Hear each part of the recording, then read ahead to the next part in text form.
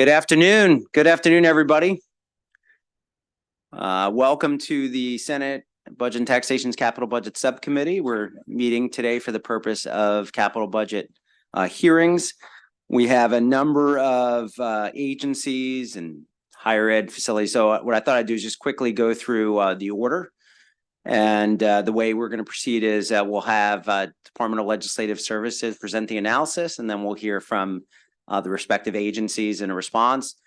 Just as a reminder, we are very, very, very happy that you're all here. And we have your written testimony. So if there's not much more to add besides what Department of Legislative Services has offered, please, we appreciate, again, you being here. Brevity is great, but your words matter and your presence matters. But again, we have a busy day, so we appreciate you taking that into consideration. So the order today is going to be the Maryland School for the Deaf, Historic St. Mary's City, Maryland Department of Health, University of Maryland Medical System, Baltimore City Community College, Morgan State, Maryland Hospital Administration, Maryland Independent Colleges and University Association.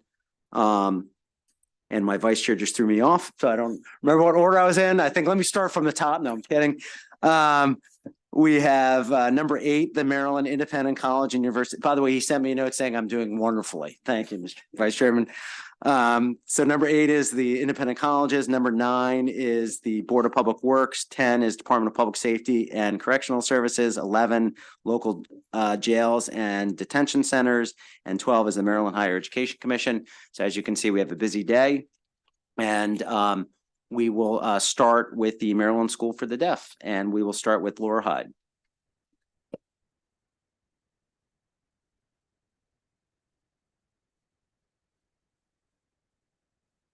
Thank you, Chair. Again, I'm Laura Hyde, and this is a capital analysis for Maryland School for the Deaf, starting on page 1 with the capital budget summary. The fiscal 2025 capital request for MSD is $2.1 million in GO bonds for design and planning of the Frederick campus residences. These funds are in addition to the $1.9 million approved in fiscal 2024. The total project cost is currently $62.9 million, which is an increase of $7.4 million or 13% over the 2023 CIP. DLS recommends approving the fiscal 2025 bond authorization, which is on page 2. Also on page 2, under updates, MSD's Vedditz building on the Frederick campus is currently under construction and is scheduled to be completed at the end of this year or early in calendar 2026. This project has received a total of $22.2 million since fiscal 2018, including $12.8 million in general fund pay-go, $6 million in GO bonds, and most recently $3.4 million from the construction contingency fund. Also on page 2, on MSD's Columbia campus, the emergency notification system received a total of $4.6 million in GO bonds in fiscal 2020 and 2019 and 2021. The project has experienced multiple delays due to difficulties with the procurement process. However, in November 2023, the Board of Public Works approved the contract. As of December 2023, the project is underway and should be completed by the end of calendar 2024. Turning to page 3, this table shows the cost for the Frederick campus residences, which are scheduled to be completed by September 2030. This is an extensive project in 4 phases, which will result in 3 new dormitory buildings on MSD's Frederick campus, including space for a health center, student center, and administrative offices. Details of this project are provided on pages 3 and 4. Turning to page 4, Exhibit 1. This shows Frederick campus enrollment, which is estimated in fiscal 2025 to have 285 day students and 85 residential students.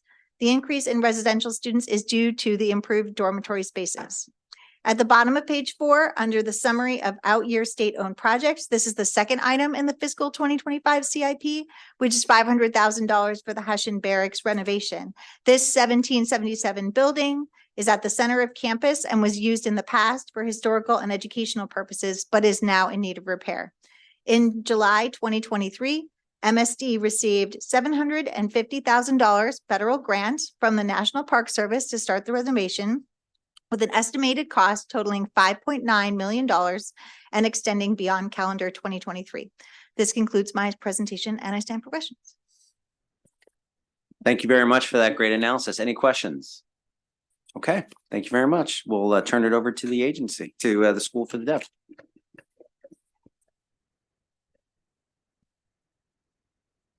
Good afternoon, Chair and committee members here. Thank you for having us here. My name is John Serrano. I'm the superintendent at MSD. Next to me is the CFO/COO, Ann Miller. So I wanted to extend our appreciation to Ms. Laura Hyde for her hard work on developing this legislative analysis. She is committed to helping maintain our facilities both at the Columbia and Frederick campuses to make sure that we are able to complete our school mission to educate deaf and hard of hearing students.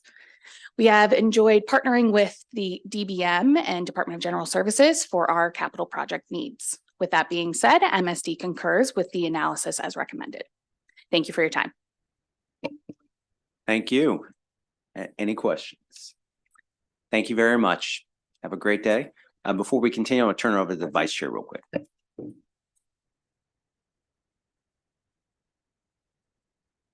Thank you, Mr. Chair. I just wanted to acknowledge that I was joined by my shadow for the day. If we can at least recognize Fatima Masood is currently enrolled at Howard Community College, vigilant advocate within the state of Maryland, and just glad that she's able to join the Capital Subcommittee to see us in action.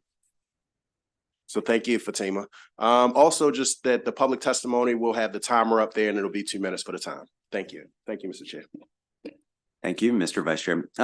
Jacob Pelikov, we're going to do Historic St. Mary's.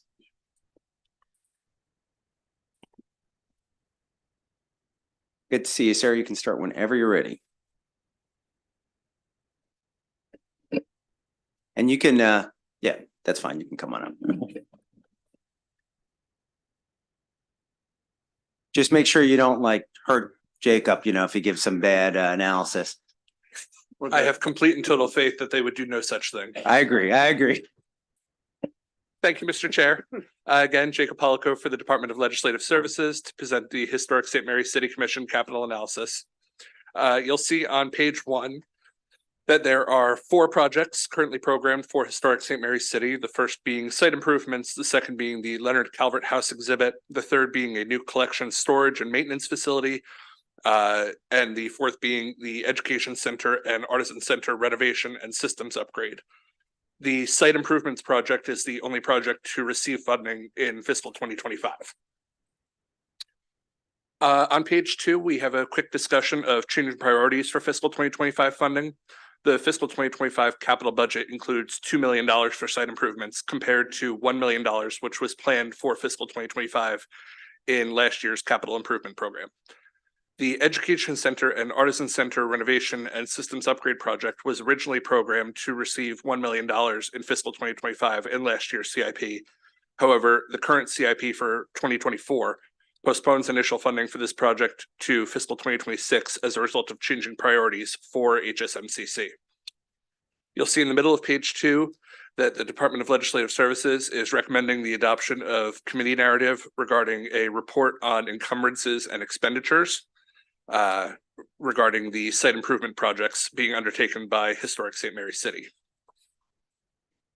On page 3, we have a summary of the site improvements project where we highlight that HSMCC has reported encumbering only $48,000 of the $5 million which has been authorized thus far. Historic St. Mary City Commission should comment on the reasons for the low encumbrances to date and what they're doing to ensure that sufficient progress is made on site improvement projects.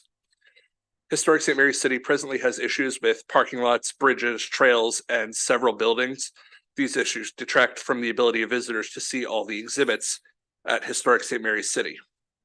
The 2023 Joint Chairman's Report requested a report providing updated information on the use of funding and updates on individual site improvement projects at HSMCC. HSMCC did not submit a response to this request. However, the agency did provide updates to the Department of Legislative Services in October 2023.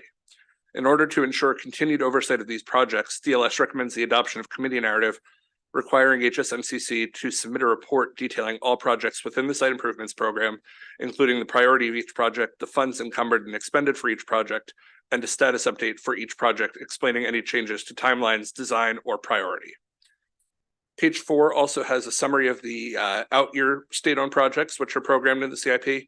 Those include the Leonard Calvert House exhibit and the new collection, storage, and maintenance facility, along with the Education Center and Artisan Center renovation, which I previously discussed.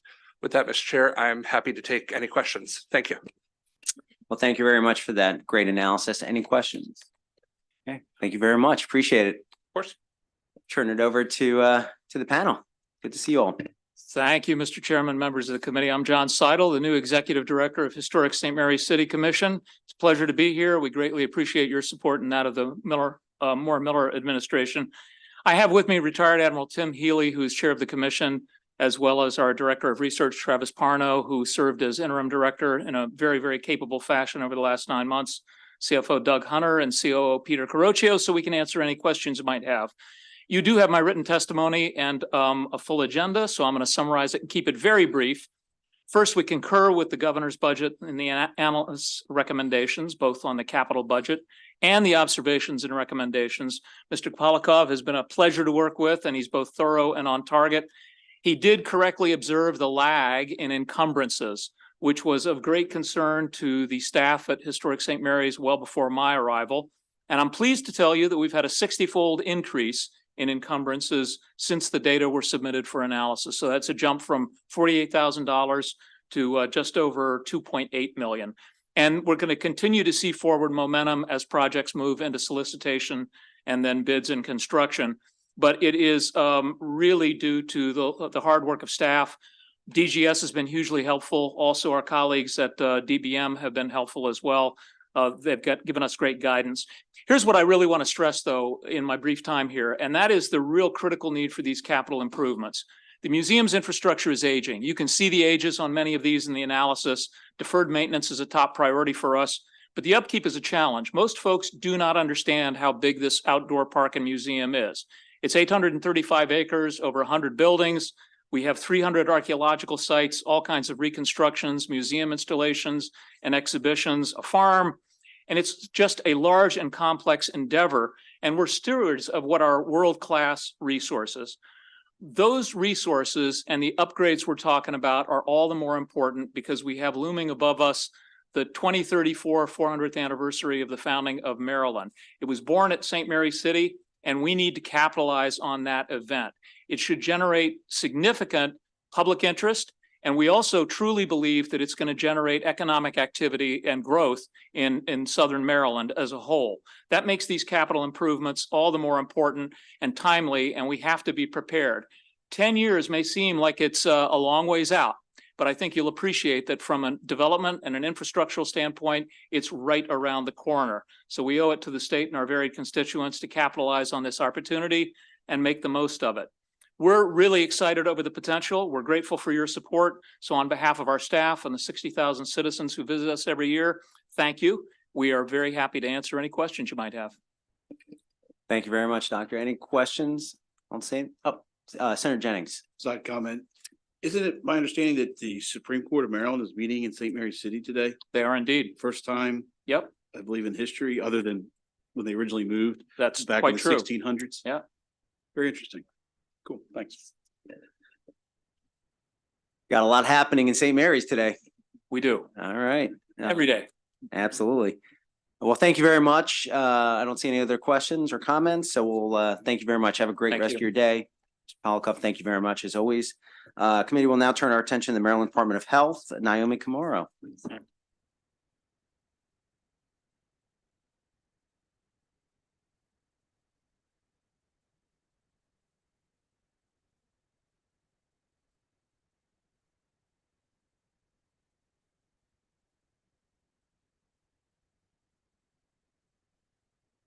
Thank you, Mr. Chair. My name is Naomi Kamuro with the Department of Legislative Services, presenting the capital budget analysis for the Maryland Department of Health. On the first page of the analysis, we have a chart of the state-owned capital improvement program by project.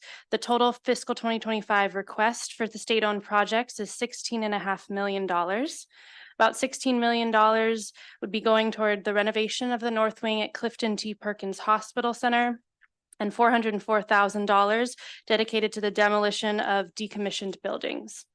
On the next page, we've broken out the state-owned projects by fund source. The fiscal 25 request is made up entirely of general obligation bonds. And then further down on the page, we've charted out the amount of funding allocated for the grant and loan program. The Maryland Department of Health operates 2 grant programs, and the fiscal 25 request for these totals $17.9 million. On pages 4 through 6, there's a summary of the state-owned projects that received funding in fiscal 2025. The 2024 CIP includes $16.5 million in general obligation bonds for 2 projects. The first is the renovation of the North Wing at Perkins, which would increase the maximum security level capacity that the facility serves. It would reduce the number of beds from 80 to 68. The fiscal 2025 capital budget also includes $15.7 million to include construction and $400,000 for equipment costs, and has a pre-authorization of $14.8 million for fiscal 2026. Compared to the 2023 CIP, the project scope expanded to include additional upgrades to the kitchen renovation, resulting in a 7-month delay of the overall project timeline. And total construction costs increased by nearly 20% from the 2023 CIP by $8.3 million due to increases in costs of materials and supplies. Additionally, during the renovation, MDH will need to temporarily relocate up to 40 patients from Perkins to Springfield Hospital Center. DLS has asked MDH to comment on how it'll assure that the relocation will have as low of an impact as possible on patients and staff. The second project receiving funding in fiscal 2025 is the demolition of buildings that MDH has deemed unsuitable for restoration or renovation. Currently, the Department of Health has plans to demolish 2 dormitory buildings at Perkins and 1 dormitory at the Regional Institution for Children and Adolescents in Baltimore City. The total amount of funding included in the fiscal 2025 CIP is $404,000 for this project, and this is entirely for Perkins. The project at Rica, Baltimore has experienced some delays because it's awaiting approval by the Maryland Historical Trust.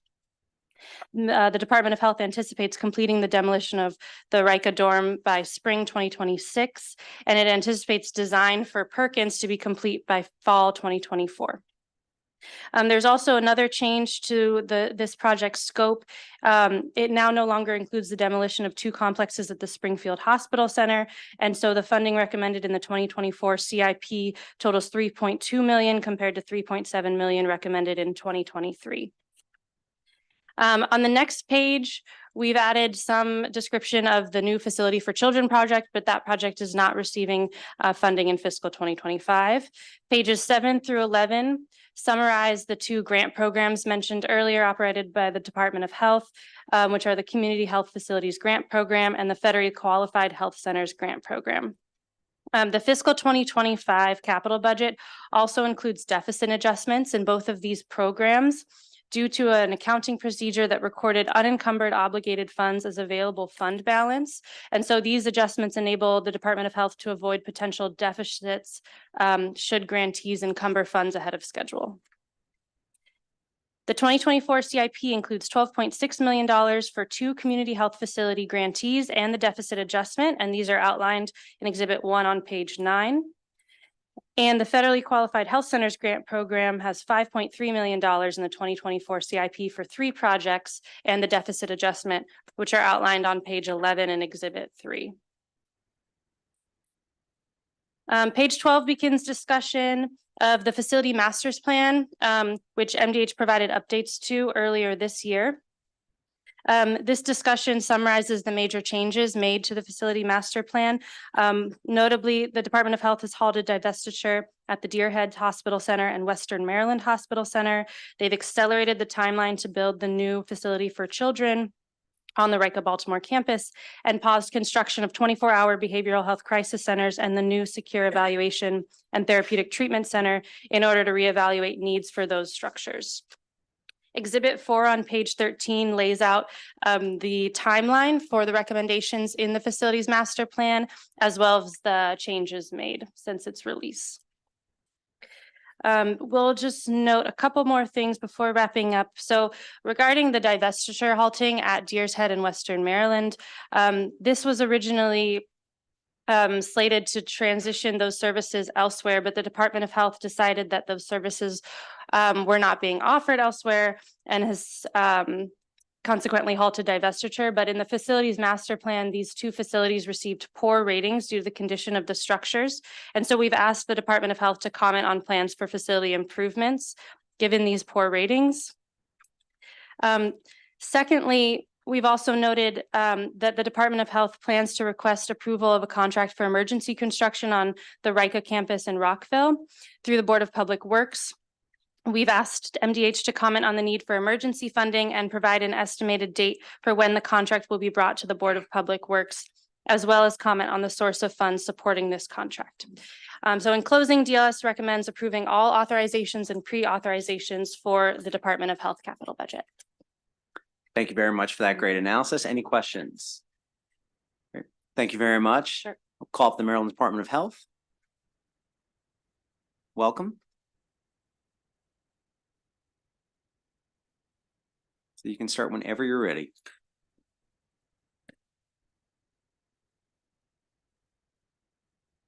Afternoon. For the record, Erin McMullen, Chief of Staff at the Maryland Department of Health. I am joined by my colleague, Brian Morose, Deputy Secretary for MDH Operations and our healthcare system. In that role, he oversees our 11 facilities and the capital grant programs that DLS just spoke to. I just want to thank Ms. Camaro for her thoughtful analysis as always. And you have our full written responses, but I'll turn it over to the Deputy Secretary just to briefly walk through them.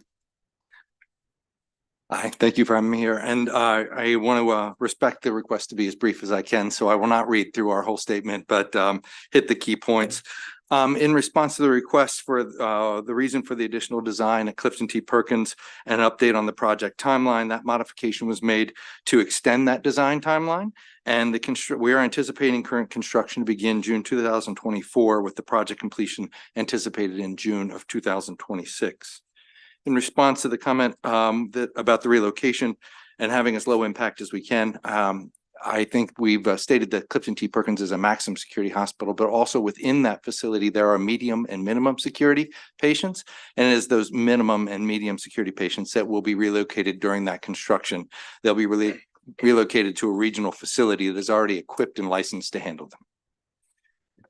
In response to MDH should comment on the plans for the facility improvements at Deer's Head Hospital Center and Western Maryland Hospital Center.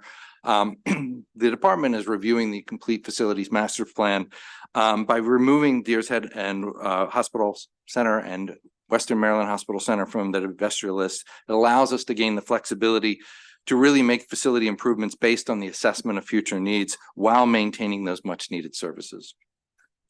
In response to the question of asking for us to make comment on the emergency funding for JLG Rica and also to comment on the source of those funds, that emergency project was for the development of an interim capacity for the facility for children and the high intensity residential treatment center for youth and adolescents.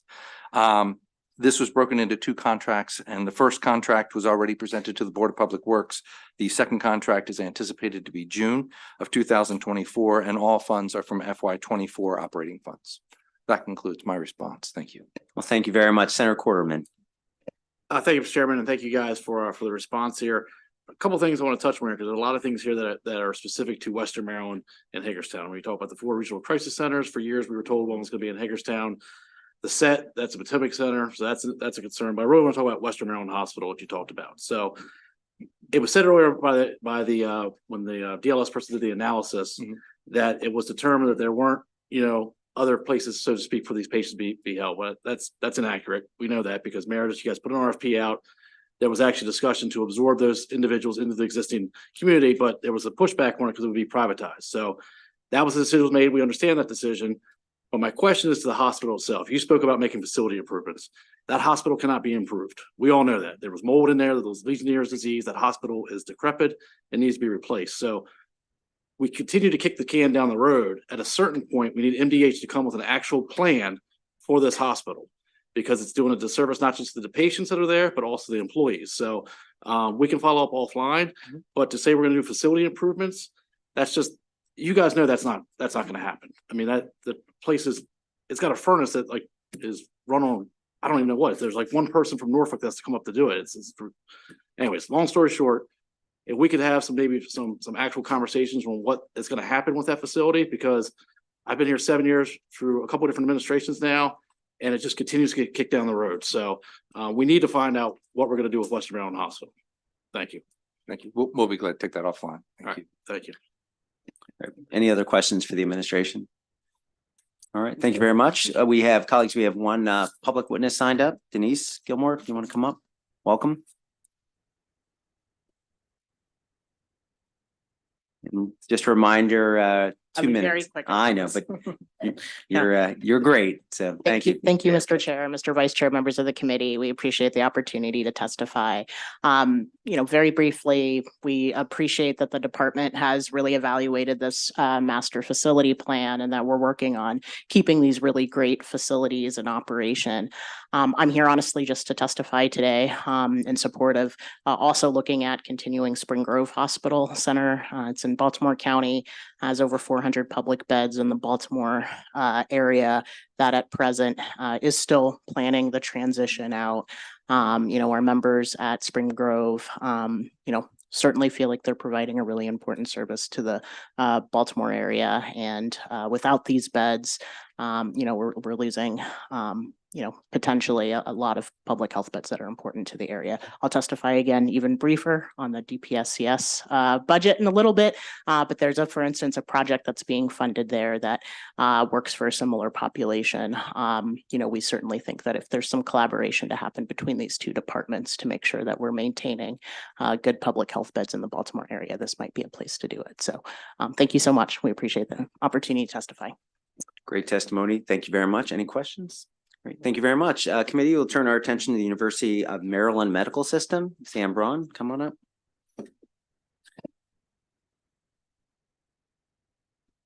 Welcome.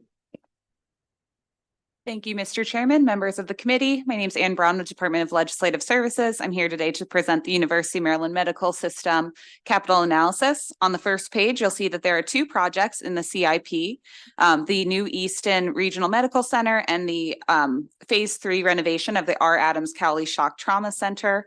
In that second exhibit, you'll see that the fiscal 25 capital budget includes $20 million in GO bonds for the new Easton Regional Medical Center, and that meets the amount that was pre-authorized for fiscal 25. On page 3, there's a summary of that project. It will replace the existing UM Shore Regional Health Medical Center. It's a new project for the capital analyses, but last year there was a authorization of PAYGO general funds in the operating budget of $10 million for this project. The total estimated cost is $478 million with a 21% state share planned. So that would total $100 million. There's a planned 4-year construction phase, and that's set to begin in March 2024. DLS recommends approving the $20 million GO bond authorization for that project. And I'll briefly summarize at the bottom of page 4, there's a description of the Phase 3 renovation of the Shock Trauma Center. The fiscal 25 capital budget doesn't include funding for this, but the CIP plans out year funding. The state's planned contribution of $20 million for this project was completed last year. The plan then was to defer some of the components to a Phase 4. However, instead, the CIP now keeps these components as part of Phase 3, but defers them to fiscal 26, 27, and 28. And the planned state contribution is now increased by $8 million. And so that concludes my presentation. I'm happy to answer any questions. Thank you very much for that great analysis. Any questions? Great. Thank you very much. Why don't you come on up? Welcome.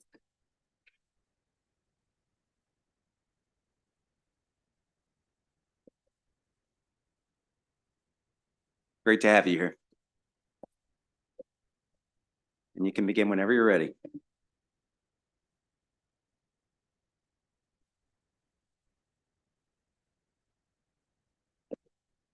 Good afternoon, Mr. Chairman, Mr. Vice Chairman, who is Senator McCray, members of the Capital Budget Subcommittee. For the record, my name is Kristen Bryce, and I am the Chief External Affairs Officer for the University of Maryland Medical System, here today to testify in support of funding for two really critical projects for our health system, for the communities that we serve, and for the state of Maryland. First is funding to complete elements of shock trauma renewal phase 2, which were pushed out of that project following COVID as a result of inflation around construction supplies and services. We are grateful to the state for an appropriation of $8 million across FY 26 and 27 that will allow us to renovate the hyperbaric chamber unit and renovate the fourth floor orthopedic critical care unit. I also appear in favor of a project that holds generational significance for healthcare access on the midshore of Maryland. I've worked on this project across two different administrations, though I have a colleague with me today who has worked on this for over a decade. While this is an UMS project, it would not have happened without significant support from individuals and entities who committed to the vision of an integrated health system that serves the entire midshore and every one of us who crosses the Bay Bridge for work and to recreate every single year. I'm guessing you are already on to me, but UMS supports the recommended actions in the DLS analysis to approve the proposed GEO bond authorizations for Shore Regional Health, the new Regional Medical Center, and $8 million in improvements for Adams County Shock Trauma Center. I am going to let my colleague, Ken Kozel, who's CEO of Shore, speak to the details of this project, but I want to offer my profound gratitude, that of UMS and our 29,000 team members across the state of Maryland. We are grateful to Governor Moore for his commitment to this project on behalf of the state.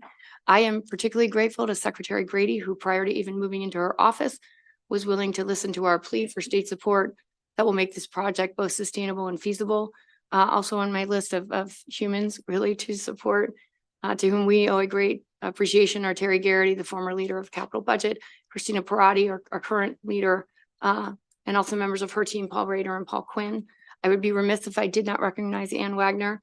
I'm amazed every year that she doesn't ask to get off of our capital budget. She's so gracious with her time and an incredibly patient person.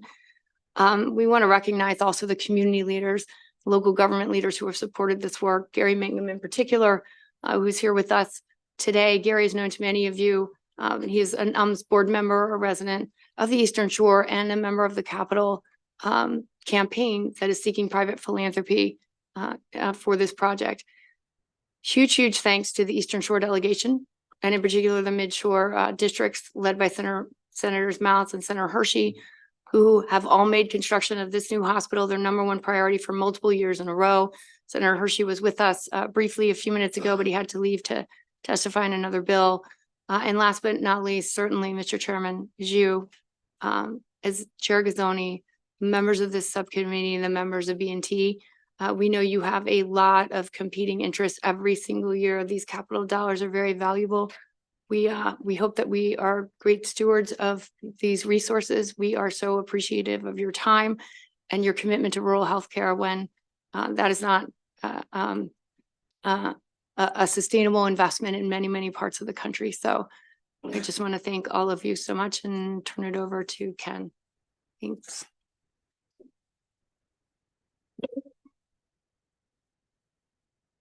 Thank you. And thank you again for your time this afternoon. I echo Kristen's thanks to all involved in this important process. This is such a pivotal time for rural healthcare in the United States, where today nearly 600 rural hospitals are at significant risk for closure across the country. Over the last dozen years, we at Shore Regional Health have worked very closely with our state agencies, our local communities, and the University of Maryland Medical System to transform healthcare on the midshore of Maryland to avoid this very fate. Completing the next major part of our vision is to build the Easton Regional Medical Center. The inclusion of an additional $20 million in the fiscal 25 capital budget for this project marks a pivotal step towards advancing our Shore Regional Medical Center, addressing critical needs such as increasing accessibility, replacing outdated infrastructure, eliminating semi-private rooms, and accommodating modern healthcare capabilities. The new Regional Medical Center will offer all of the essential services needed for our region. Other important aspects of this project include generating nearly 5,000 jobs while constructing the new hospital, supporting MBE, and recruiting desperately needed healthcare professionals to our region. In closing, I wish to reiterate our sincere appreciation for your partnership and thank you for your commitment to advancing rural healthcare on Maryland's Midshore. Thank you. Good afternoon, Mr. Chairman and Vice Chairman. For the record, my name is Dr. Christy Snedeker. I'm here on behalf of the University of Maryland Medical Center and the R. Adams Cali Shock Trauma Center. Extremely grateful for your time today and for the inclusion of the additional $8 million in the capital budget for the Shock Trauma Center renovation Phase 3 within the 5-year capital improvement plan. This is a pivotal step towards addressing the increased cost projections and ensuring the successful completion of this critical project. The project had 5 components. You're well aware that we had to defer 2 of the very pivotal components due to COVID costs and increasing expenses. And those 2 projects were the orthopedic acute care unit, which services our downstream flow for patients moving through the trauma building, as well as our hyperbaric chamber, which is the largest multi-chamber hyperbaric center for the state of Maryland. And as you know, we are the MIMS designated hyperbaric referral center. And so if you have a carbon monoxide poisoning or a deep soft tissue infection, or even we're servicing the Navy for decompression sickness, that's an area that you would want to be upgraded. And so those 2 projects, the acute care unit and the hyperbaric chamber, we're very pleased to put them back into Renewal 3 with the $8 million that you have allocated for us so that we can continue our commitment to completing Renewal 3 in its entirety. Your continued support for the budget committees and the Maryland General Assembly is a testament to our collective commitment to the health and well-being of Maryland residents. We're enthusiastic to continue the progress that we've made so far to complete Renewal 3 in its entirety, and we appreciate your partnership. Thank you. Great. Did anyone else want to add anything, or I didn't want to cut you off, but if you're good, we appreciate you all being great stewards and just amazing partners, do amazing work. And I know that Senator Jennings has a question. Senator Jennings. Question just on shock trauma. Looking at it, originally you had replacing the trauma resuscitation unit, acute care unit, and upgrading building infrastructure. Where does the trauma resuscitation unit stand now? Yeah, thank you for the question, Senator Jennings. We are about 75% complete on the design. The construction is due to start in July of 2025. We have enabling projects that need to happen, as you are well aware. The trauma resuscitation unit is the hub of where we receive all patients coming into the trauma center, 6,500 patients to be exact every year. And so it is a very delicate place to renovate. So we need to have all the enabling spaces complete and ready for us to be able to start. But that project is moving forward under Yes. Phase 3. Yes. Okay. So the 5 components of Phase 3, the replacement, upgrade, and expansion of the trauma resuscitation unit, the relocation of acute care transfusion services, the investments in the major mechanical building infrastructure, which has been complete, and then the 2 remaining, the acute care unit, as well as the hyperbaric chamber. So those are the 5 components. Thank you. Yep. Chair. Great. Any other questions? Thank you very much. Great to see you all. Committee will now move on to Baltimore City Community College. And we will start with Sam Quist.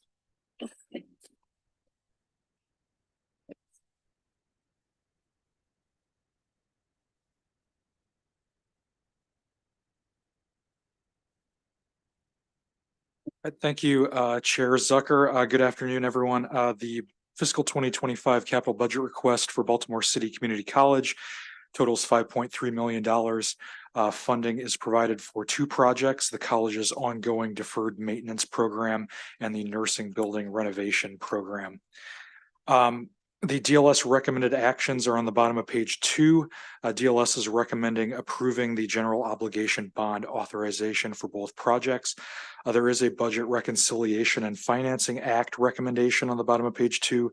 DLS is recommending adding a provision in the BRFA to reduce general funds authorized in fiscal 2022 for the demolition of the Bard building in downtown Baltimore City by $2 million to reflect the actual cost of the construction contract for that project. There was a contract awarded by the Board of Public Works on August 2nd. Due to the actual cost of that contract, DLS estimates that funding could be reduced by $2 million and still leave sufficient funding to complete the project. There is some additional discussion on that project in the update section of the analysis at the top of page 3. The other item in the update section I would point out is a discussion of construction contingency funding allocated to the Loop Road Improvements Project. There were 2 separate authorizations from the CCF for this project. The most recent in September of 2023, the Budget Committees approved $1.2 million for that project. Discussion of the deferred maintenance program begins on page 4 and 5 of the analysis. There's $4 million in funding in fiscal 2025. Fiscal 2025 marks the 4th year of funding for this program. In total, including 2025 funding, approximately $26.7 million will have been provided to the college for its deferred maintenance needs. Exhibit 1 on page number 5 shows a breakdown of the different categories of projects that this funding has gone towards to support the college in addressing its deferred maintenance backlog. I would note one item on the bottom of page 4 of the analysis. DLS is asking the Department of Budget and Management to comment on the status and anticipated timeline of the release of previously authorized PAYGO funds to the college. Across fiscal 2023 and 2024, a total of $9 million in PAYGO general and special funds was authorized. However, the funds have not yet been distributed to the college. So we're asking for a little bit more detail on the status and process for that to allocate those funds to the college. Exhibit 2 on page 6 shows a breakdown of the 5 projects included in the governor's CIP that the fiscal 2025 proposed funding would be used to support. And lastly, on page 6, I would note that there is some additional funding available through the Maryland Higher Education Commission Community College Facilities Renewal Grant Program that would go towards BCCC this year. They are one of the colleges receiving funding programmed in that program this year.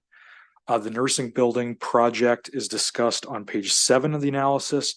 The capital budget includes $1.3 million to begin that project design. The project would include a full building renovation and construction of additions to the building. The project would provide additional classroom space and modernized classroom space to meet the needs of the college's nursing curriculum. Lastly, on page 8 of the analysis, there is a summary of the out year projects in the CIP. I would note that under the Learning Commons renovation and addition project, this project included $3.4 million in funding authorized previously in fiscal 2023 and 24 for the design of the project. The construction funding was originally projected for fiscal 2025. However, it's been deferred until 2026 due to delays in awarding a design contract. So the current CIP represents approximately a 1-year delay from what was estimated last year. The 2 other projects that are included in the CIP are the construction of the new facilities building and the demolition of the North Pavilion. Both projects would receive initial funding in FY 2027. That concludes my presentation, and I can take any questions. Thank you. Thank you very much, Mr. Quist. Any questions for Mr. Quist? All right, thank you very much. Come on up, Madam President, and your team.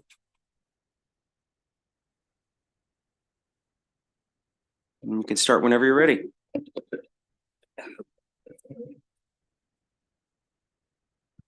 Thank you. Good afternoon, Chairman Zucker, Vice Chair McCray, members of the Capital Budget Committee. For the record, I'm Deborah McCurdy, President, Baltimore City Community College. I'm joined by Mr. Michael Thomas, who's VP for Workforce Development, and also the individual who heads our facilities team, Mr. Aubrey Bascom, VP for Business and Finance. Also like to thank our DLS analyst, Sam Christ, as always, for his analysis and support. We thank you as well for the opportunity to provide this testimony in support of the governor's 2025 capital budget recommendations for Baltimore City Community College that includes $4 million in deferred maintenance and 1.28 to begin the design for the nursing building renovation and addition. The governor's budget demonstrates Maryland's commitment to Baltimore City Community College, and as we continue to provide our students and surrounding areas with affordable and accessible higher education. We'd like to note as well the change in our enrollment as we're beginning to see more recovery coming off of COVID as well, with fall enrollments increasing by some 11%, winter about 26%, currently spring 22%. We know that it's been some time and decades have really passed since there's been a huge investment in college facilities, and we're at that point now in addressing many of the efficiencies that we need to move the college forward. We were very pleased that we have partnered and collaborated with Department of General Services to begin to reduce our deferred maintenance backlog over the past 3 years. If you've heard, some 26 plus million have been invested in about 27 individual projects on the campus as well. And that's a tremendous amount of change going on at BCCC. Ongoing construction projects also include our new security kiosks, improvements on the gym, fine arts, and gym restroom renovations. And while these may sound minor, they're not minor for this institution that, again, has had decades with no deferred maintenance on smaller improvements like restrooms and water fountains and so forth, things that improve the day-to-day and the general quality of working life for faculty, staff, and obviously our students as well. Major capital projects, including the Learning Commons, which is a 1965 building. And so we're pleased with the renovation of this facility that will also have an expansion. The nursing building is a 1977 facility, and this will begin to create a very different learning environment in our health sciences as well. Along with these major improvements, while we are waiting for construction to begin, we still have to move forward with cooling towers, with elevators, exterior doors and chillers, and all of the system replacements in most of the facilities, with the exception of the new wing that we're in. Just about everything needs something, but we are committed to supporting the city of Baltimore and certainly providing vital educational change and training opportunities. As far as the DLS recommended actions, Baltimore City Community College, we do concur with the recommended actions to adopt the governor's budget for the $4 million in deferred maintenance and the 1.28 for the design of the nursing building renovation and addition. This nursing project will renovate and expand a 1977 building to provide the college's nursing programs, our students, our faculty with a more modern hospital simulated environment as well to meet the ever-growing need in the healthcare workforce. So we're very pleased to move these projects along. We have also included DBM's response regarding the release of previously authorized PAYGO funding in our written testimony. We'll continue to encumber available deferred maintenance funds to complete our numerous active projects, and both Mr. Bascom and Mr. Thomas as well can make some references here. We continue to provide and look for additional support, but we do thank you for the approval and the use of construction contingency funding for the Loop Road. Those of you who have been on the campus will probably understand that statement in terms of the condition of the Loop Road.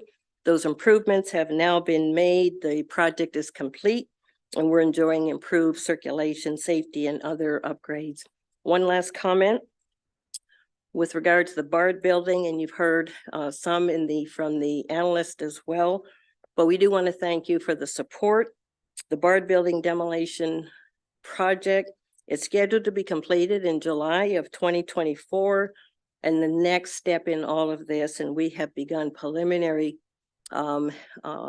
design and preliminary conversations to reimagine the redevelopment of the site with a center for innovation with many new programs that really should occupy this space. Let me conclude.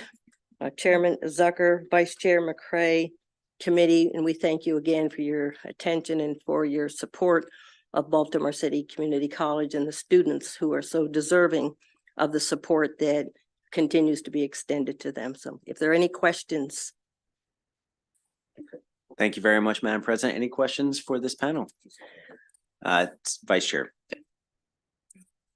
Dr. McCurdy, I think it would be coming upon me just to say thank you for your leadership. Thank you for what you're doing for our community college. I know the journey is not easy, but the population that you're helping, the young scholars as you discussed, is very rewarding. So thank you. Thank you. Ditto. Any other comments, questions? Great. Thank you very much. Thank you. Thank you so much. We'll now turn to Morgan State University, Kelly Norton.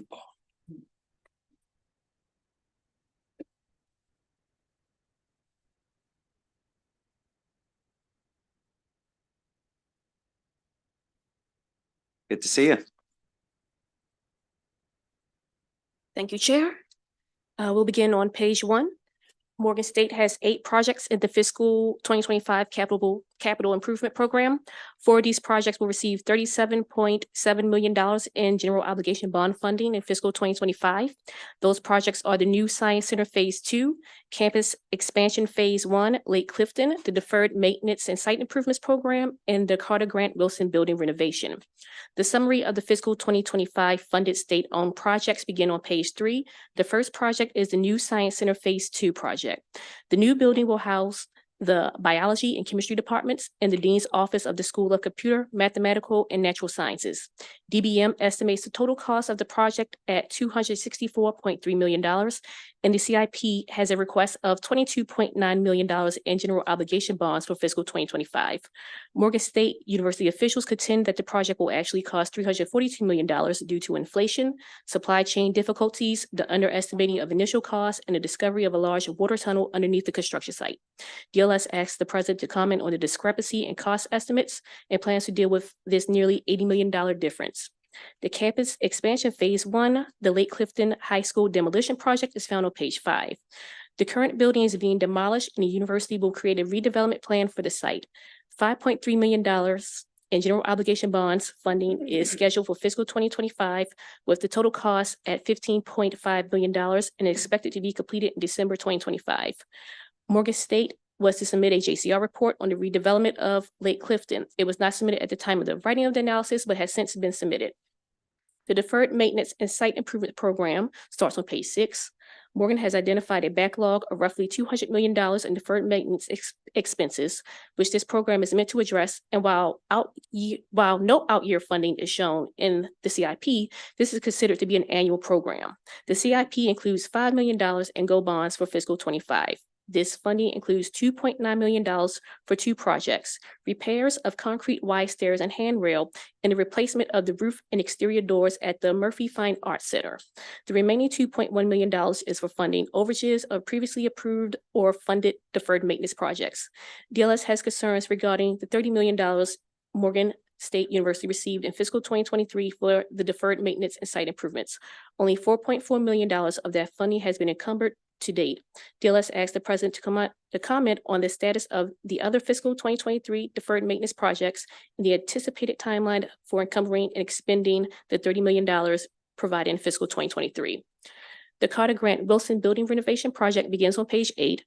The renovation will address insufficient space in inoperable and failing building systems. In total, the project is estimated to cost $36.7 million, an increase of $2.1 million from last year's CIP due to cost escalation and delays. The CIP has requests this year of $4.4 million in general obligation bonds. The summary of the out year projects are on pages 9 through 10. The 4 projects are campus-wide electrical infrastructure upgrades, campus renovations, the Jenkins demolition, and the Dixon Research Center renovations and expansion. The recommended actions are found on page 2. DLS recommends approving all authorizations, pre-authorizations, and amendments to prior authorization. And that concludes my presentation. Well, thank you very much for that great analysis. Any questions? Okay, thank you very much. Mr. President, come on up with your team and see our former colleague there too, Madam Chair. Welcome. Thank you.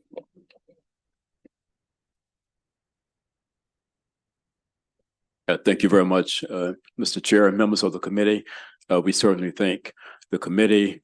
We thank Governor Moore and Miller for the investments being made in Morgan. Those investments indeed have returned great dividends to the state. As a result of the investments made in Morgan, we are in an immense period of transformation. Our enrollments have actually gone through the roof. We have had a 26% in enrollment in Morgan over the last 4 years. We are now just a shade shy of 10,000 students. We've had an increase of 40% of Maryland residents seeking out a Morgan degree, and we think all of that, the majority of it, is attributable to the investments being made in capital facilities.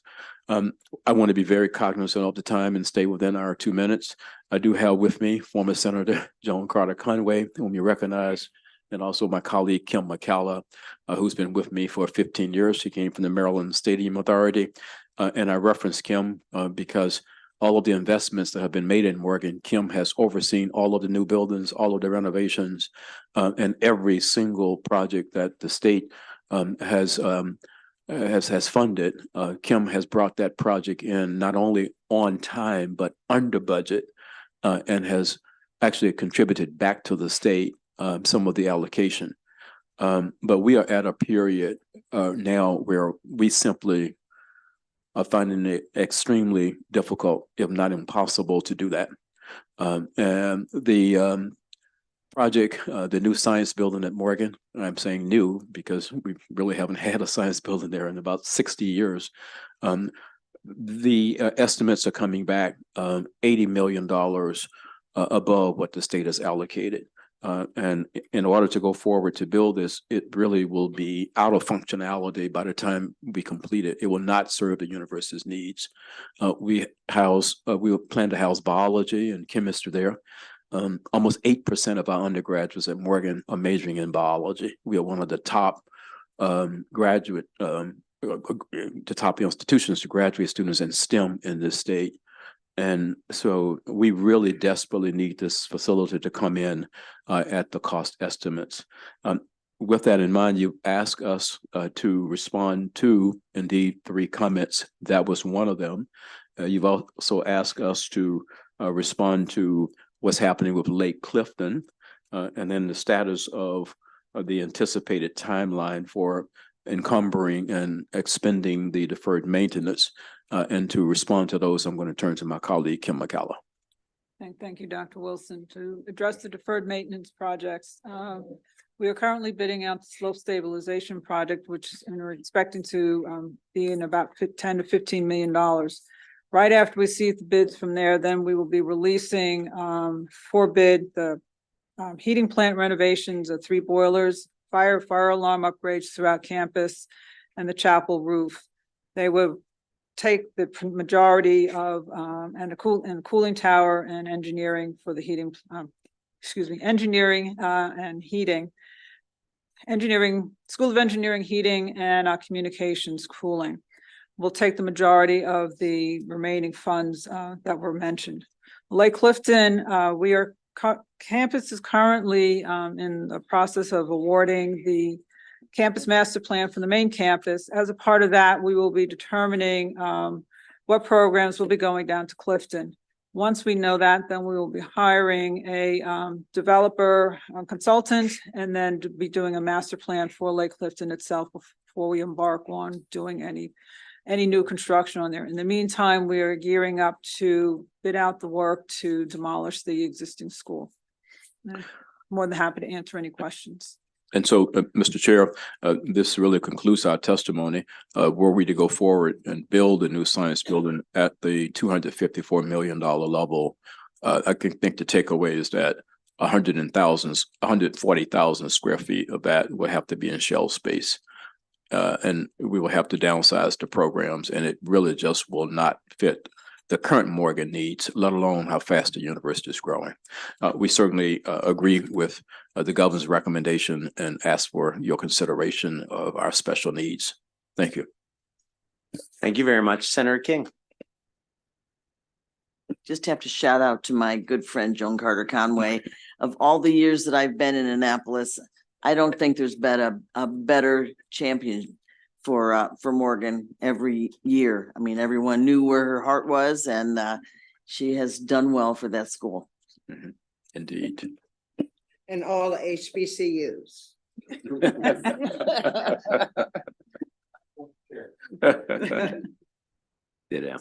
Any other comments or praise for the chair and the school Vice Chair McCray? Of course, I'm going to say ditto, and it's always praise for the chair. And just, you know, she's a mentor to a number of us down here serving at this moment. And Dr. Wilson, I just want to say thank you for your leadership, Madam Vice President. I know what you all are doing for the young scholars, but as an anchor institution, you are doing yeoman's work for our communities that are adjacent to that campus that needs it the most. I say thank you for what you're doing for Chum, Dolly Park, South Clifton Park, 4x4, that are all going to indirectly benefit because of the projections or what's going to happen right there at that Clifton campus. So I just wanted to lean in and say thank you. Thank you, Senator. Thank you. Any other comments or questions? Okay, thank you very much. Colleagues, staff is very important to us, and I realized that we had taken the Baltimore City Community College, and Sam Quist was the analyst there. So I'm just going to go a little bit out of order, so that way we don't have to have staff waiting extra time. So we'll go with the Maryland Higher Education Commission. Mr. Quist, why don't you come up, and that way I want to make sure that we try to keep staff back to back when we can. Sorry to catch you off guard, but I didn't realize that. Anyway, just trying to help out the team. Go ahead, sir. Thank you. Thank you. For the Maryland Higher Education Commission, there are two grant programs, the Community College Construction Grant Program and the Community College Facilities Renewal Grant Program. On page 2 of the analysis, the DLS recommendation is to approve all authorizations and pre-authorizations for both programs. Discussion of the Community College Construction Grant Program begins on page 2 and 3 of the analysis. You can see on Exhibit 1 on page 3 provides a year-over-year funding level for the program. In fiscal 2025, the program funding level is approximately $38.1 million. You can see from Exhibit 1 that the annual funding level is considerably lower than the annual planned amount for the program of approximately $80 million, and is the lowest funding level in recent fiscal years. The analysis asks the agency to provide some additional comments on some of the factors that have prevented the program funding level from reaching closer to the $80 million planned annual funding amount. Exhibit 2 on page 4 provides a 10-year funding history of the program broken down by community college. You can see that Prince George's Community College has received the most funding through the program in the past 10 years, approximately $181 million. Montgomery College and Howard Community College have both also received over $100 million in funding. The fiscal 2025 proposed projects are summarized on pages 5 through 9 of the analysis. In the interest of time, I'm not going to go through each one of those individually. However, if there are any questions on any specific projects, we have summaries of those included in the analysis. In total, there are 9 projects at 7 community colleges that receive funding in FY 2025. 6 of these projects are projects that have received funding in prior years. 3 of them are new projects receiving funding for the first time in FY 2025. The total FY 25 cost of these projects is $40.1 million. Addition to the $38.1 million general obligation bond authorization, it is planned that $2 million of the program fund balance will be used to supplement that authorization. There is one pre-authorization for fiscal 2026 noted on page 5 of the analysis. This is the Howard Community College New Workforce Development and Trade Center, which is pre-authorized for $11.9 million for fiscal 2026. The Community College Facilities Renewal Grant Program discussion is on page 10 through 12 of the analysis. This program has a mandated funding level of 5% of the appropriation to the larger construction grant program. The fiscal 2025 funding level based on that is $1.9 million, which due to the lower funding level for the construction grant program, you can see is comparatively lower than the planned funding amount of approximately $4 million for this program. Exhibit 4 on page 11 presents data on the awards by community college from fiscal 23 through 2025. In fiscal 2025, there are grants of approximately $238,000 provided to 8 colleges. You can see that due to the lower funding level compared to fiscal 23 and 2024, in fiscal 2023, the formula grants were $419,000, and in fiscal 2024 are $323,000. The analysis reflects that there was supplemental funding available, $15 million in both fiscal 23 and 2024 that provided additional funding to colleges in those 2 years. On page 12 of the analysis, on the top of page 12, there is a note that DLS is recommending that the committees could consider to amend the statute to set the an annual funding amount for the program in order to set a little bit more consistency year to year based on some of the fluctuations we've seen in recent years in program funding. And then lastly, Exhibit 5 is showing a funding history for the program for the total funds provided to each college through the history of the program. That concludes the DLS analysis for that Maryland Higher Education Commission. I can take any questions. Thank you. Thank you. Any questions? Well, thank you very much. We'll now call up the administration. Welcome.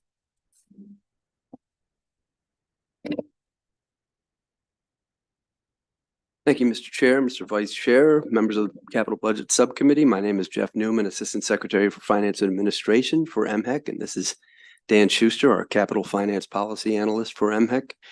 We'd like to thank you for your annual support of the Community College Construction and Facilities Renewal Grant Programs. They're very important to assist the community colleges with their facilities. We provided a written response to the question raised in the analysis. And I'd also like to thank Mr. Quist for his analysis and moving us up in the schedule. And we concur with the recommended action. Thank you very much. Any questions for this panel? All right. Thank you very much. Thank you. Committee we have some public testimony. So Brad, you want to just have your folks come up?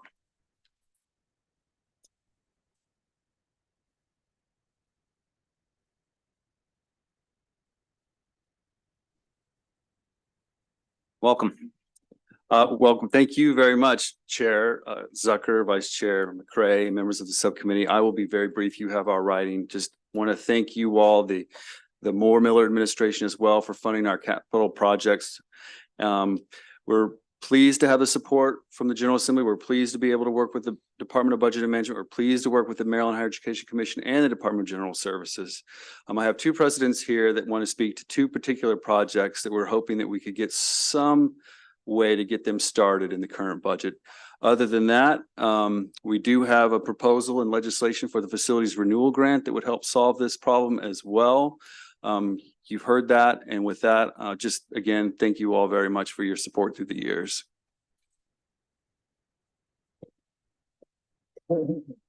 Good afternoon, Mr. Chairman, Mr. Vice Chair, members of the committee. My name is Dr. Jim Clommer. I'm president of Hagerstown Community College, and really want to talk with you about our Advanced Technology Center, which is the oldest, one of the two oldest buildings on the campus at HCC. It was originally the gymnasium, and about 35 years ago, it was converted into an academic facility. We're at the point now, we are about run out of time on that building. The roof is out, is bad. The fire alarm is outdated. I've got a sewer pump back up. It backs up every once in a while, which is not very pleasant when you have students in the building. It's dim, it's not well lit, and I don't even have a bathroom on the second floor. So we really need to move forward with a renovation of this building. My cybersecurity program has doubled in size in the last 3 years. It's all inside that building, along with visual graphics and advanced manufacturing, all programs that are high wage, high growth job sectors in Western Maryland. And I really like to ask you, I mean, we've got local funds. We've hired an architect.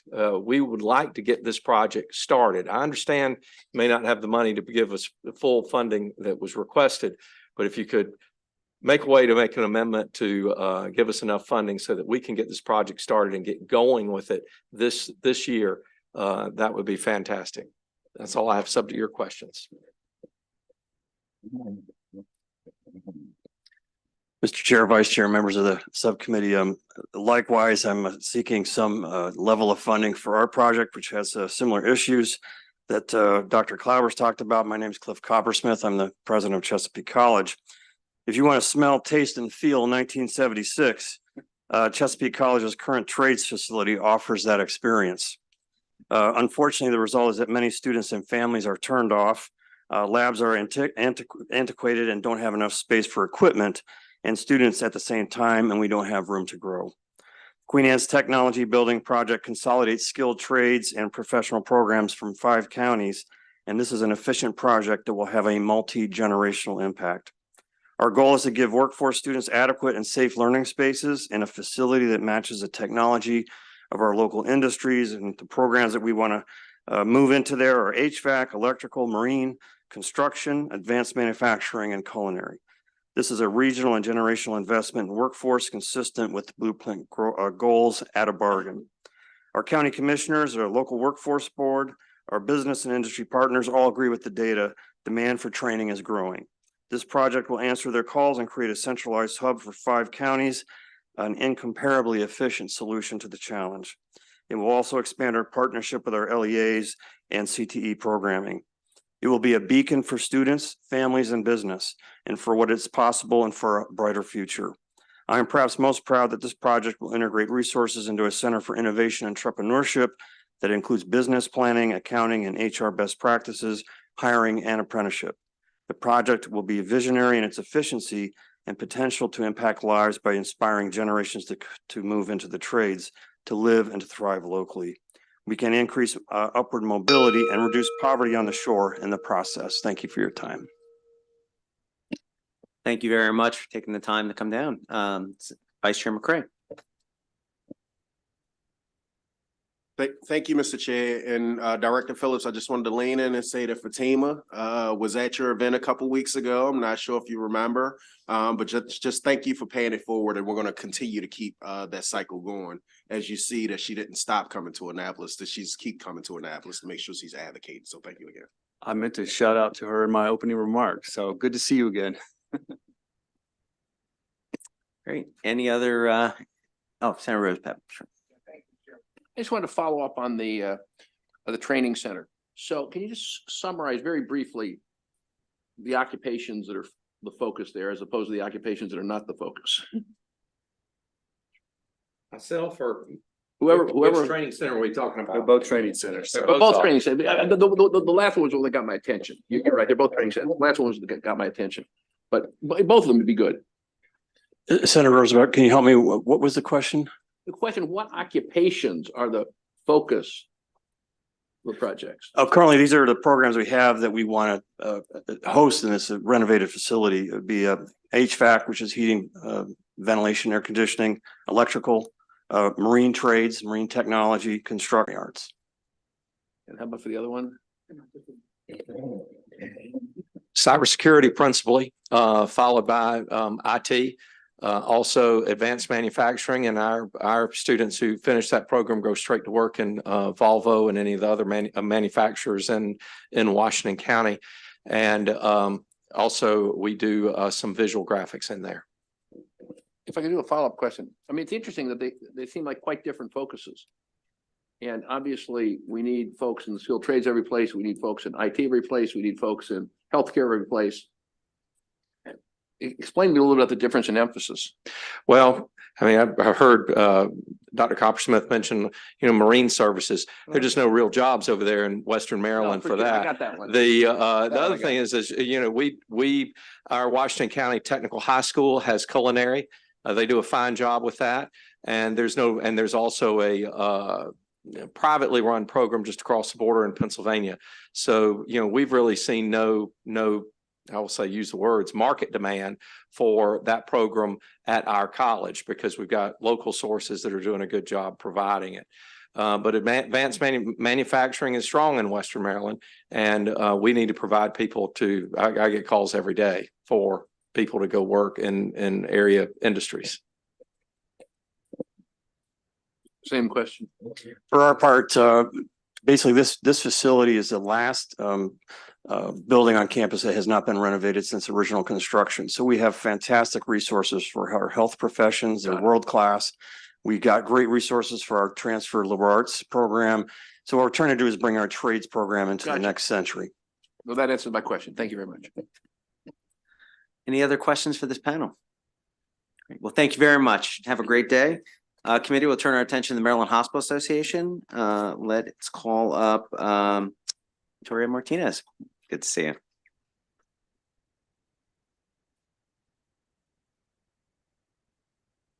Start whenever you're ready.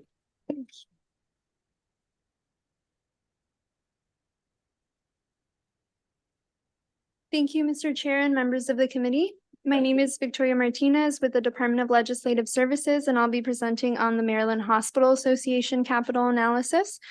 As shown on the cover page, the capital budget provides $6.8 million in GO bonds for the private hospital grant program, which is administered by MHA.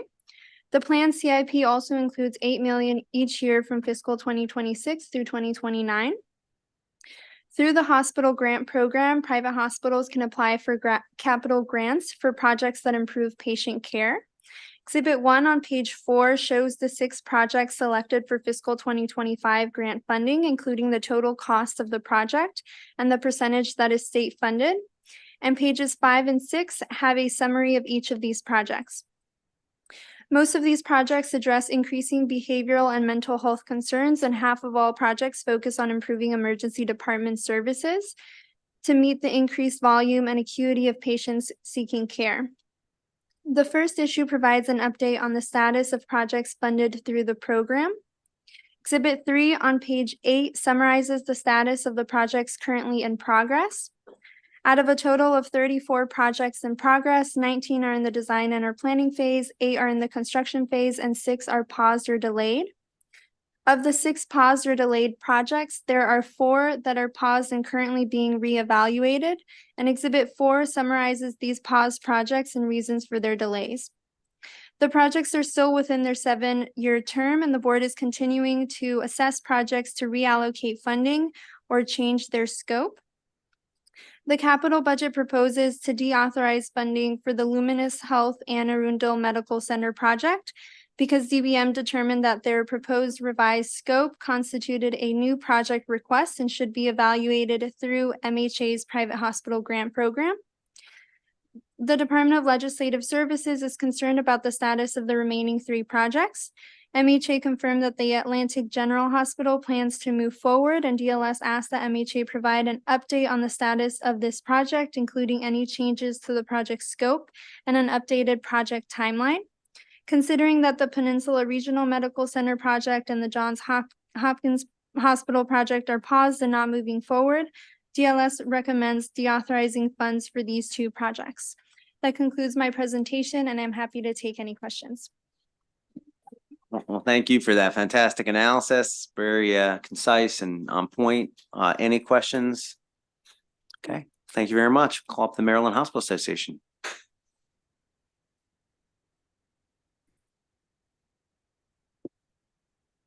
Good to see you. Good to see you too, Mr. Chair. Thank you, Mr. Chair, Mr. Vice Chair, members of the committee. My name is Jake Whitaker on behalf of the Maryland Hospital Association. I want to first thank our DLS analyst, Victoria, for her analysis and time on this project. MHA has been dedicated steward of this program since the early 90s. The committee conducts an objective and rigorous review process that prioritizes worthy capital projects that incorporate both state and healthcare criteria. The review committee, which convened in August, includes Maryland hospital leaders, trustees, DBM, and DLS staff, and an independent consultant that helps support MHA staff. The committee conducts a final review, determines scoring based on established criteria, and makes funding recommendations. This year, as Victoria mentioned, $6.8 million is requested for 6 projects that benefit the health of all Marylanders. The recommended projects will enhance and expand access to behavioral health care in Maryland and improve the patient experience in outpatient settings. All but one of the recommended projects seeks to meet the behavioral health needs of youth and adolescents in Maryland.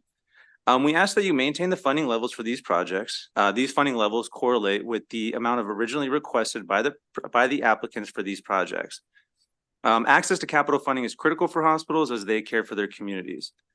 So we respectfully request consideration of the projects identified to be deauthorized. The 2 grants are still within the 7-year term of the grant, so there is no need to take action at this time. In the budget analysis, DLS requested comment on the status of Atlantic General's project. That project is paused. The grant is still within the 7-year term, so no action is required at this time. Again, we appreciate the legislature's long time support of the hospital bond program. We are happy to answer any questions, and I'll leave it there. Thank you, Mr. Chair. Thank you, Jake. Any questions for Jake? Great. Yeah, we do a lot of work around the Maryland Hospital Association bond program, and it's our intent to protect it when it gets in there. We're glad when it gets in there. So Great. Thank you Mr. very Chair. much, Jake. Yeah. We appreciate the support. Of course, we all support you. Any other questions? Okay. Committee will now turn our attention to the Maryland Independent College and University Association. Ms. Martinez, welcome back. We missed you.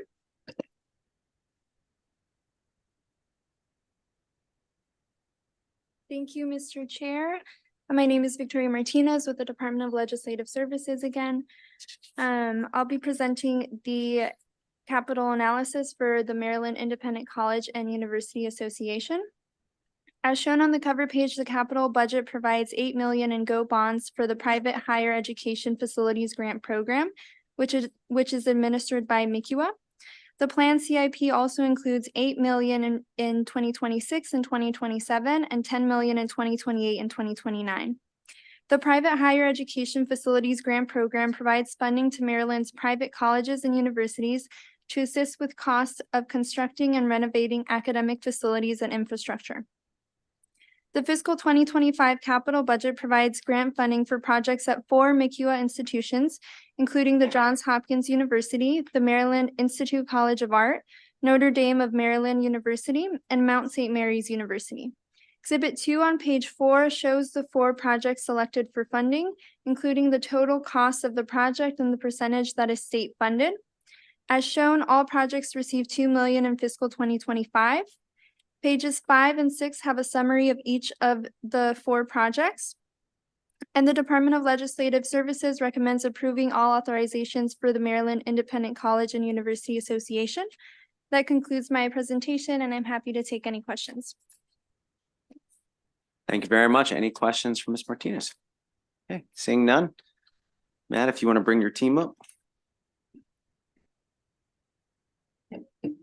Welcome. Thank you.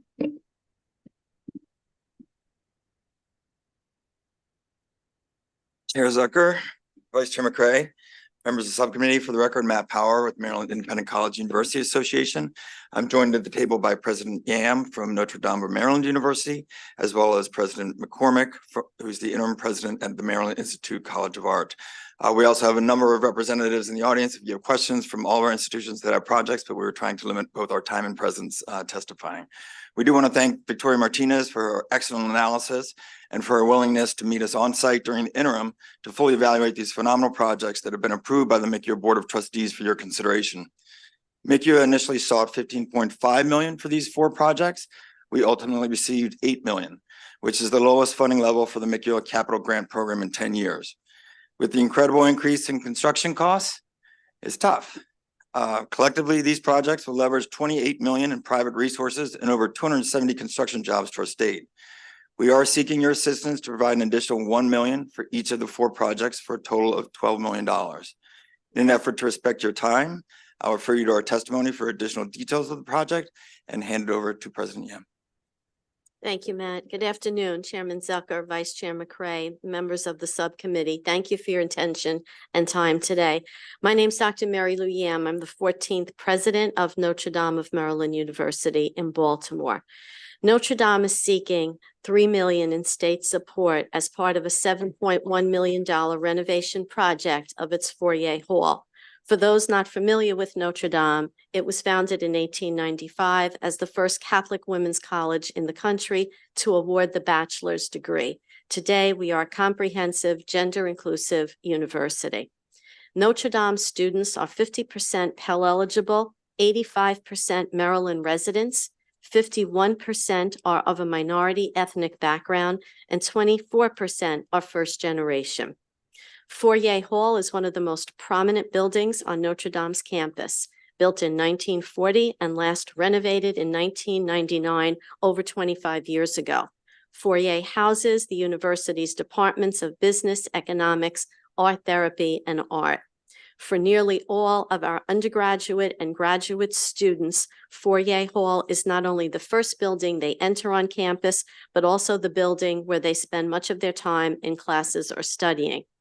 It is also home to the state's first and only approved Master of Art Therapy licensure preparation program. This much-needed renovation will focus on modernizing classrooms, studios, and laboratories. The Gormley Art Gallery, a public gallery that routinely features many local and national artists, faculty offices, and other shared spaces.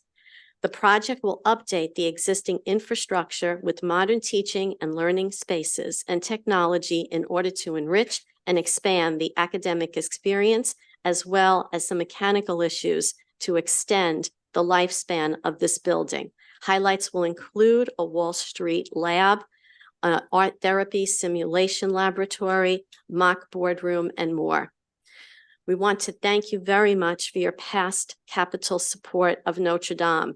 These matching state capital funds have proven to be an absolutely essential part of our successful fundraising pitch to private donors and to secure fundraising for critical renovation projects such as Foyer. So thank you again for your time, and I'm happy to answer any questions that you may have.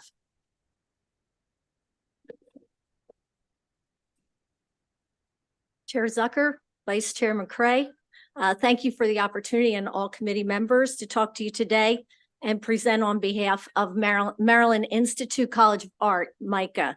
MICA is seeking $3 million for renovation and rehabilitation of a 118-year-old main building, a 60,000 square foot educational facility listed on the National Register of Historic Places on the heart of our campus.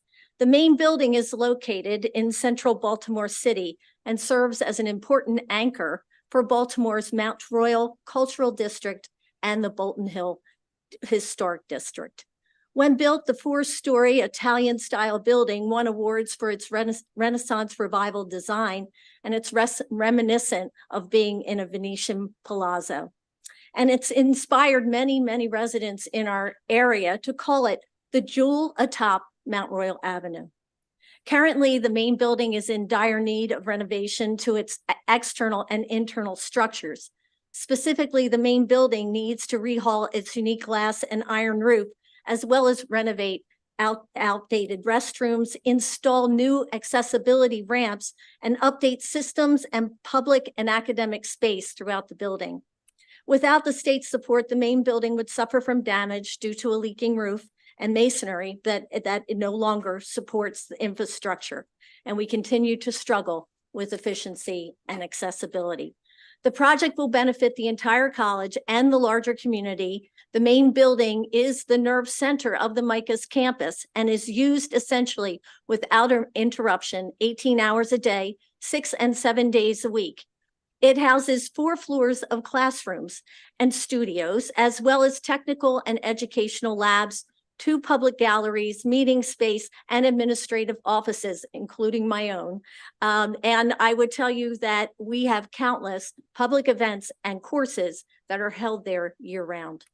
It is the entry point of every student coming to MICA, and they utilize this space throughout their undergraduate years for foundation courses in the fine arts, as well as engagement in special programs, entrepreneurship, exhibitions, and events.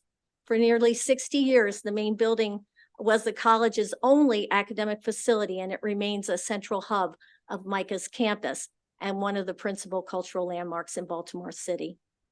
This major renovation project will offer MICA community and the thousands of visitors to our college the opportunity to actively participate in exhibitions, public programs, classes, and meetings in its unique and inspirational space.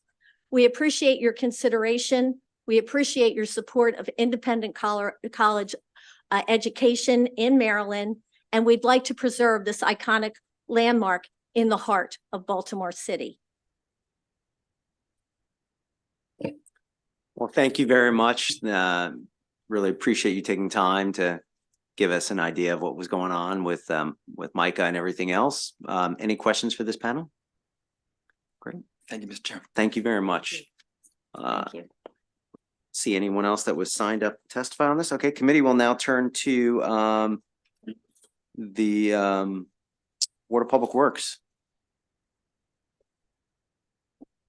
Samantha?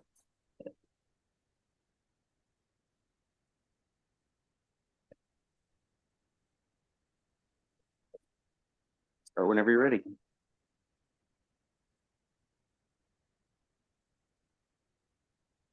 Thank you, Mr. Chair and members of the committee. Again, my name is Samantha Tapia with the Department of Legislative Services, presenting the fiscal 2025 capital budget analysis for the Department of General Services.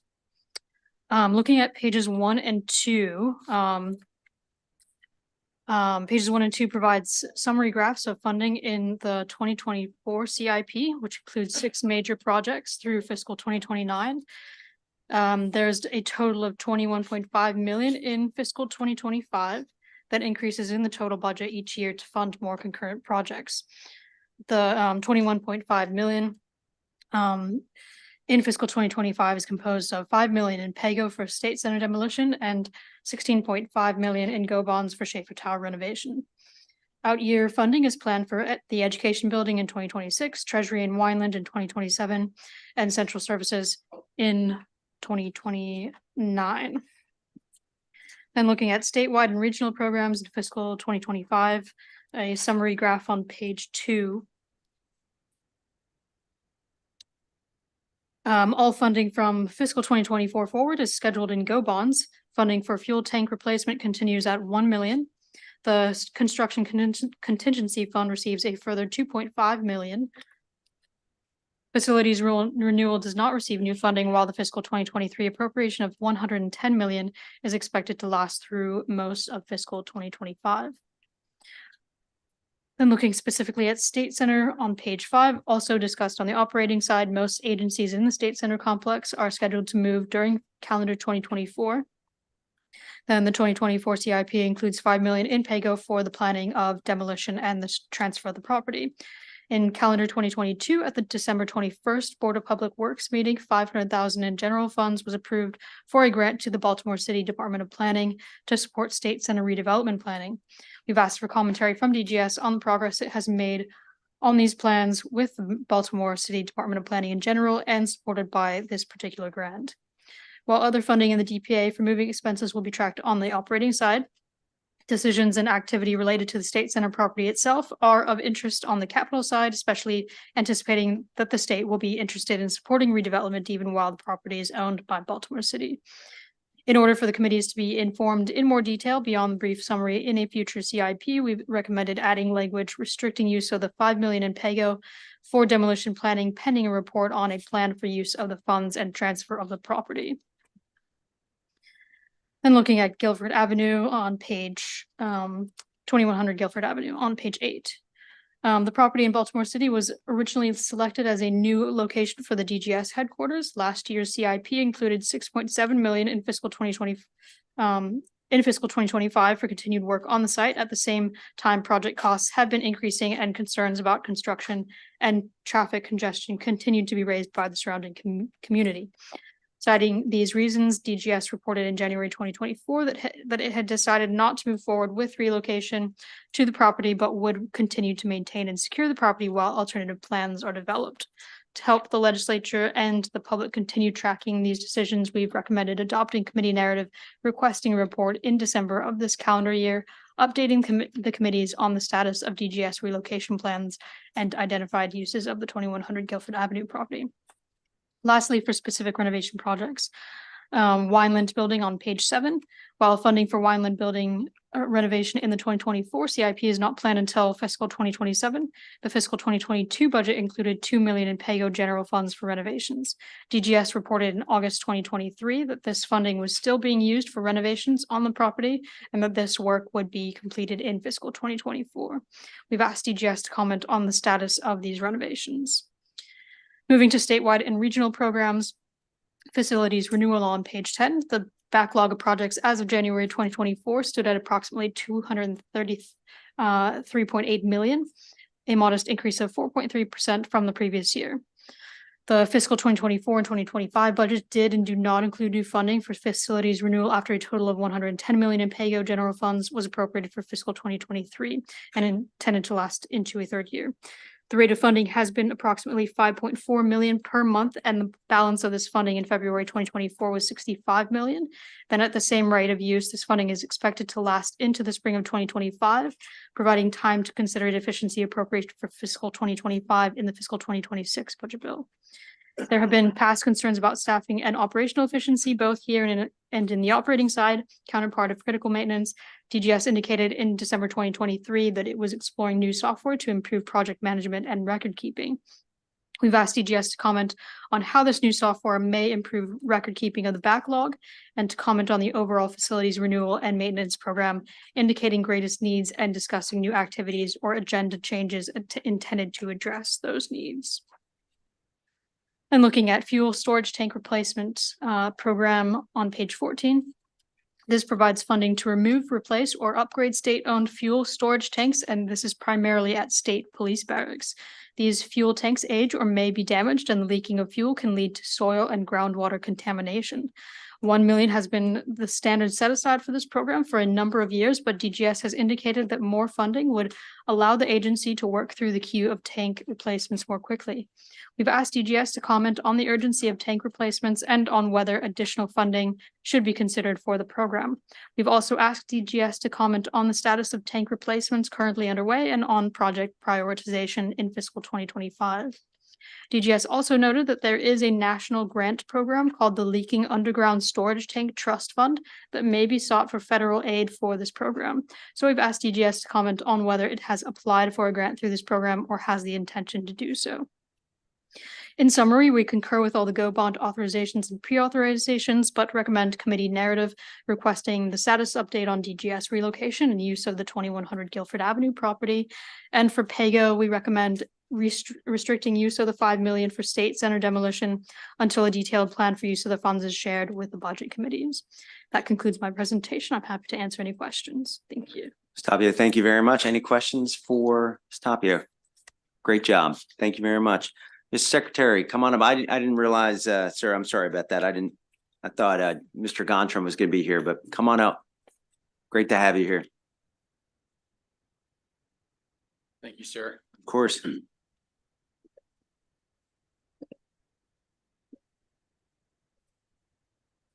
Thank you, Chairman Zucker, Vice Chair McCray, members of the committee. Thank you for the opportunity to appear before you today to present our fiscal year 2025 capital budget request for the Department of General Services. For the record, I am a Chief Charge Secretary of the agency. To my right is Nelson Reichert, Deputy Secretary, as well as Courtney League, the DGS Assistant Secretary of the Office of Design, Construction and Energy. We want to thank you for your consideration and support of our capital budget. We would also like to thank Samantha Tapia for her analysis of our capital budget, and we really appreciate her hard work and understanding of our complex agency.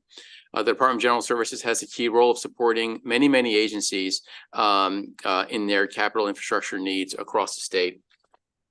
With regard to the PAYGO recommended actions here regarding providing that $5 million of the appropriation for the use of creating conceptual plans for the reuse and demolition of the State Center complex cannot be used or expended until DGS submits a report to the budget committees. We concur with this recommendation. When it comes to the GO bond recommended actions, DGS concurs with all authorizations and pre-authorizations. And then when under the GO bond recommended actions, the recommendation to adopt committee narrative, where DGS should report on the status of its own relocation, as well as the status of the determining the use for the 2100 Guilford Avenue property. We also concur with this committee narrative, adoption of this committee narrative. The department has been asked to brief the committee on 6 discussion topics. You have our written responses before you today. And in the interest of time, we're happy to go over them in more detail at the discretion of the chair. Otherwise, we are happy to answer any questions you may have. Does anyone have any questions for the secretary? Okay, Ms. Secretary, I need to follow up with you at some point. There's we had secured for the Burtonsville Crossing 3.5 million from a couple of years ago and it hasn't been released yet. So I need to get that out. So can I maybe sometime tomorrow connect with you because I need to get that money released. Absolutely, Mr. All Chair, right. happy to do so. All right. Thank you. Any other questions? Okay. Thank you very much. Thank you.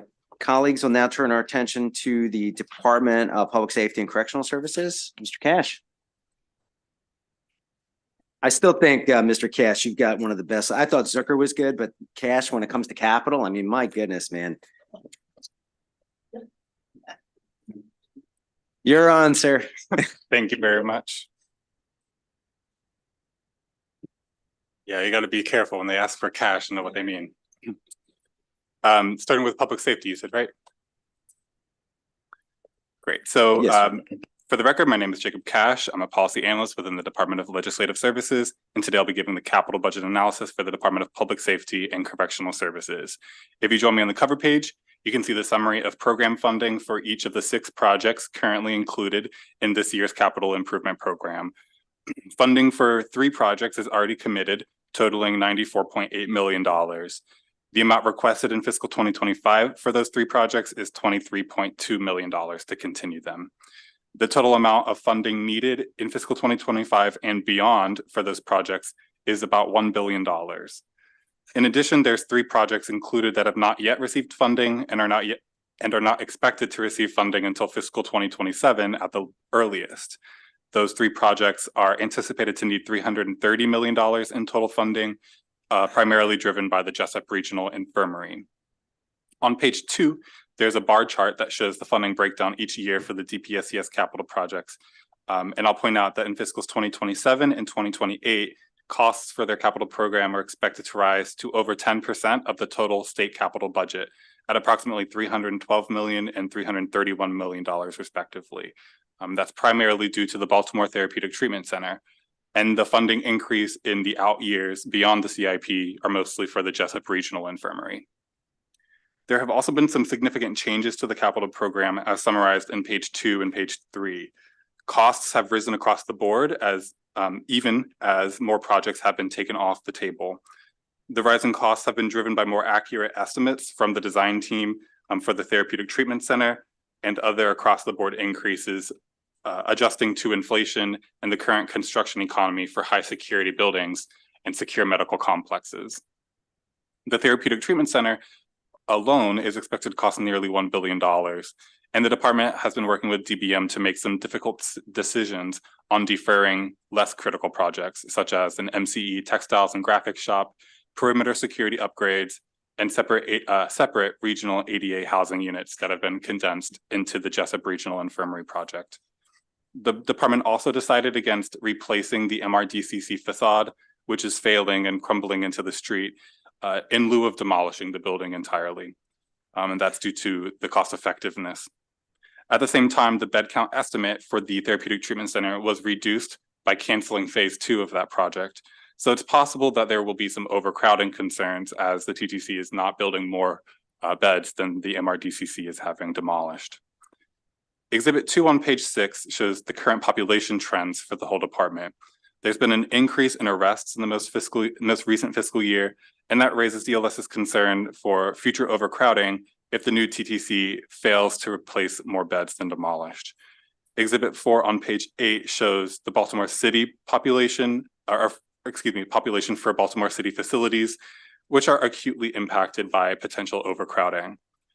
While the total number of individuals in custody decreased in fiscal 2023 for these facilities, that was driven by the federal detainee population at Chesapeake Detention Facility. And that population is expected to increase in the future as per departmental testimony.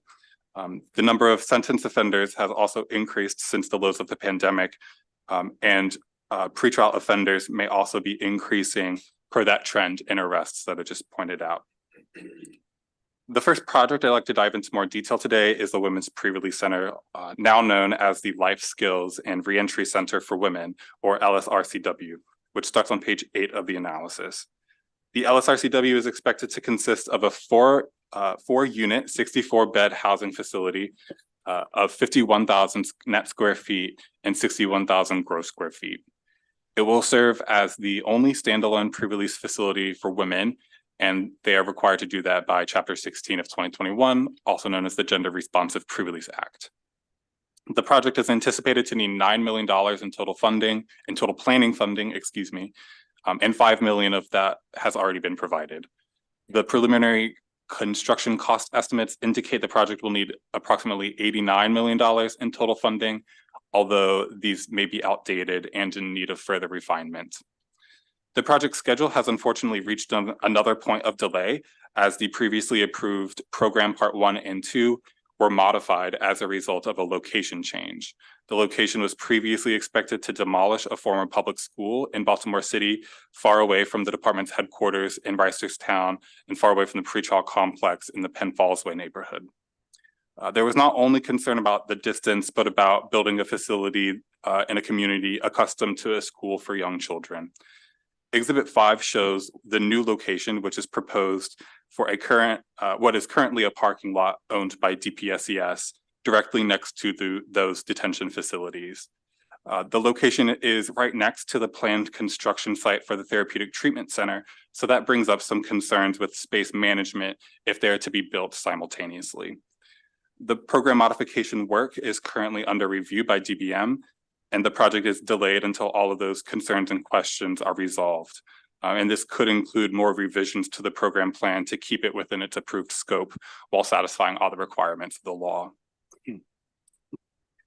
Because of this delay, DLS recommends that funding for design this year be reduced by $2 million and that $2 million be pre-authorized in the next fiscal year. DLS would like to point out that this would provide enough funding to fund the project through the 100% construction document stage, and we anticipate that this would not impact the schedule of the project. Next, I'll be discussing the Baltimore Therapeutic Treatment Center beginning on page 12. The BTTC will build a 50-bed deflection and day reporting area, as well as an 804-bed treatment-focused detention facility for men and women. While the project was previously anticipated to have 2 phases, totaling around $1.5 billion, the project has been downsized by canceling part 2 to make it more manageable for state finances at just under $1 billion. The project is still anticipated to be the single most expensive state-owned capital project in Maryland history. And it is the replacement for the Baltimore City Detention Center, as well as according to current plans, will be the replacement for the MRDCC, which will be demolished. The project is intended to not only create bed space, but to revolutionize the delivery of services in the pretrial population through thoughtful state-of-the-art design principles. The complex is currently under a consent decree for their poor delivery of services. And so DLS is asking the department to comment on how the revised project with the reduced bed count estimate will still meet the needs of that consent decree. There are two vendors leading the project, with the Department of General Services leading for the state.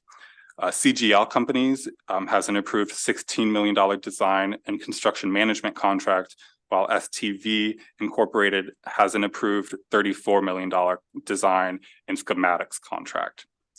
There are additional contingencies in the design budget of approximately $8 million if additional changes are needed. The changes since last session are summarized in Exhibit 6 on page 14. The cost estimate increased by $443 million, and the completion date was pushed back by 9 months. These estimates have been provided by the vendors, and they're much more accurate than the previous numbers, which were estimated by the state. Exhibit 7 on page 15 breaks down the overall cost increase by the contributing factors. The increase in the cost per square foot estimate is the main driver, and this is related to more accurate comparison facilities that resulted from the vendor's design research. The increase in area for food, laundry, and warehouse support areas are also contributing significant increases to the cost. I'd also be remiss if I did not mention the operating costs of the facility once it opens, which could be as early as fiscal 2030. They're anticipated to be around $100 million in operating costs each year for this facility, and that will have a significant impact on the general fund. DLS also lists some concerns with deferred projects on pages 16 and 17 related to increased funding needed for the regional infirmary and the potential safety consequences of deferring perimeter security projects. The recommended actions for this budget are listed on page 3 and 4 and were previously mentioned, related to shifting $2 million in funding from the LSRCW from fiscal 2025 to fiscal 2026. With that, my presentation is concluded. I'd be happy to answer any questions you might have. Thank you very much. Any questions for Mr. Cash? Okay, thank you very much. We'll now call up the agency. Come up, Madam Secretary.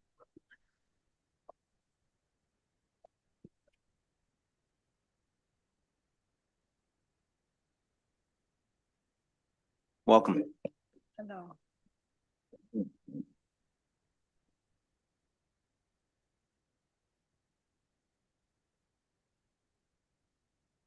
Good afternoon, Chair Zucker, Vice Chair McCray, members of the committee. For the record, my name is Carolyn J. Scruggs, and I'm the Secretary of the Maryland Department of Public Safety and Correctional Services.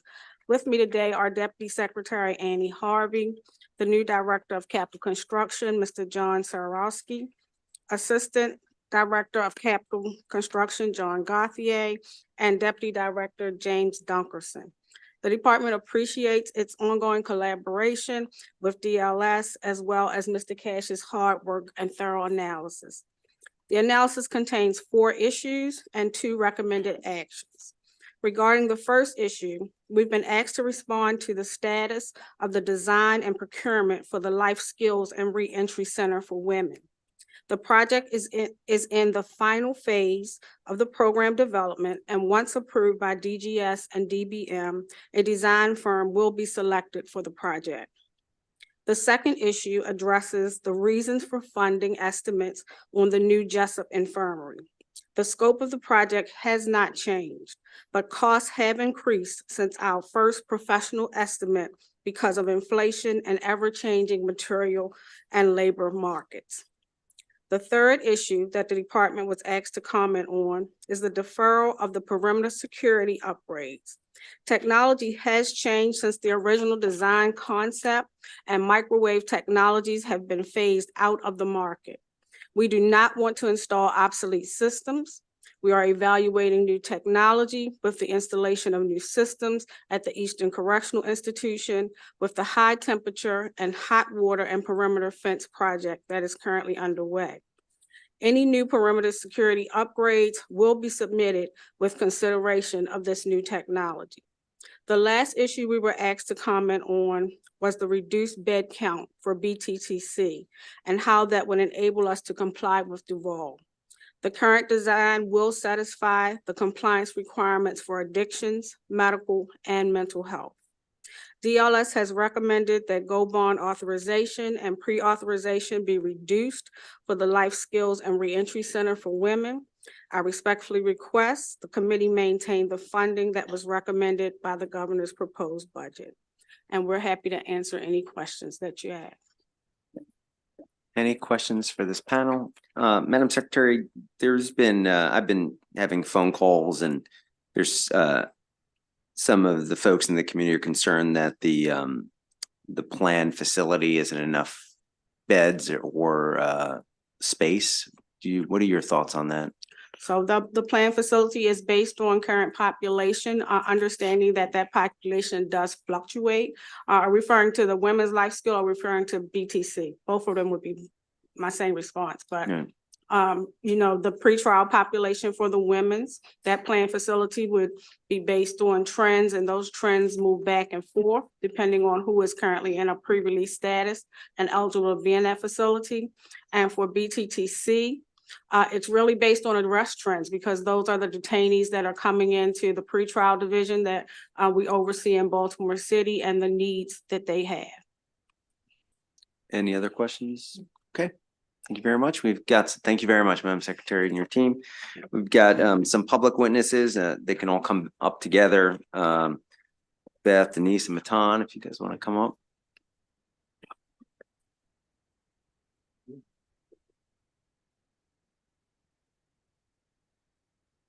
And Denise, why don't you kick us off since you're going to be the first one to sit?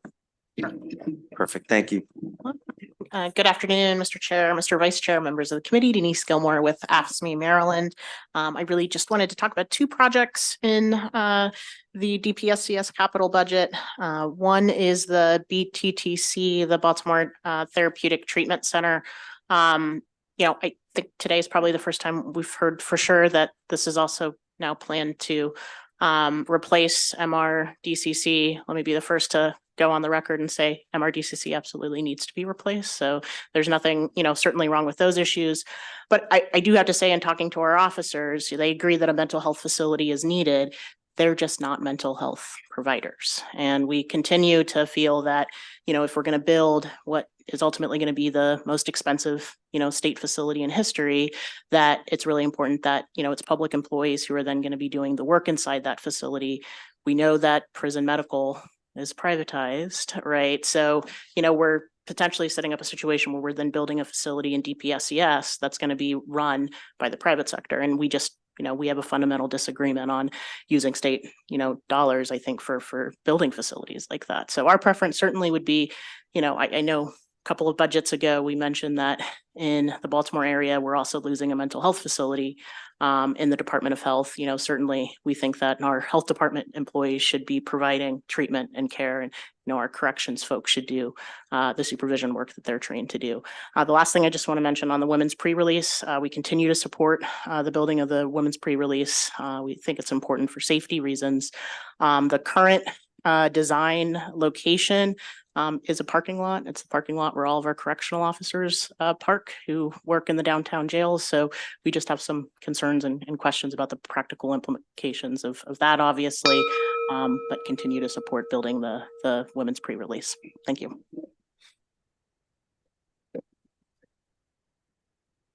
Okay. Chair Zucker, Vice Chair McCray, and members of the subcommittee. My name is Beth Tomasello, past president of the Montgomery County Women's Democratic Club. WDC has worked in support of the Women's Pre-Release Equity Coalition since 2019. As you know, DPSCS has proposed locating the Women's Pre-Release Center at 717 Forest Street. Last week, I visited the site in person, and while we appreciate that DPSCS has finally committed to fund the LSCRW, if it is built on this site, we believe it will be an $89 million mistake. The site is located adjacent to the Baltimore Pretrial and Detention Complex, which includes 6 DPSCS facilities. Much of the neighborhood consists of derelict, graffiti-covered, garbage-strewn industrial buildings. The site is adjacent to the Latrobe homes and is 1 block from a large strip club called the Penthouse Club. As I was taking photos at the site, off-duty veteran corrections officers approached me. I told them that DPSCS planned to put the LSCRW on the site. They immediately expressed strong opposition. First, they said the site is too small, requiring the entrance to be directly on the street rather than set back, which would not be safe for the staff or the women. They also objected that the small size would not provide needed green space for the residents. They described the immediate area as drug infested, and with the proximity of the Latrobe homes, that they believed that drugs would easily be brought into the facility under the guise of family visits. In summary, they felt the site is not safe or appropriate for the women or legitimate family visitation. The officers said that in their view, locating the facility at 717 Forest Street would preordain the women's failure in the program, for which their women themselves would then be blamed. These officers could not testify before the subcommittee for fear of losing their jobs, but they encouraged me to provide you with their views. I hope you will visit 717 Forest Street yourselves. And if you do, please think about whether you would want your sister, missing a page. Okay, if you think about whether you would want your sister to be there if she had made mistakes in her life and was trying to put her life back together. Thank you very much. Good afternoon, evening, Chair, Vice Chair, members of the subcommittee. My name is Matan Zemmer. I'm the Maryland Policy Director for Jews United for Justice. Thank you so much for taking our testimony. I will keep this short. I know it's been a long day, and you have our written testimony. I do want to highlight that in the written testimony, you have testimony from other folks in the coalition, especially Monica Cooper, who has been leading this fight for many years alongside other coalition members who could not be here today. So I just want to bring their voices into the room because they've really been leading this fight. I think I just echo some of the current concerns that have already been listed in terms of the site selection, just questions on whether or not it's the right location and the right size, and would love just more information about how those decisions are coming about. Right, this is a real opportunity to do something that could set a standard for, I think, other places across the country and how we do pre-release, especially for women, correctly. And so I think it's an exciting opportunity and one we should be taking every opportunity to do in line with best practices. So with that, I'll just point you to my written testimony, say thank you. I'm sure we'll be in more conversations, but I just really appreciate the continued focus on this issue moving forward. Well, thank you very much. Thank you very much to this panel for taking the time to testify. Any questions? Okay, thank you very much.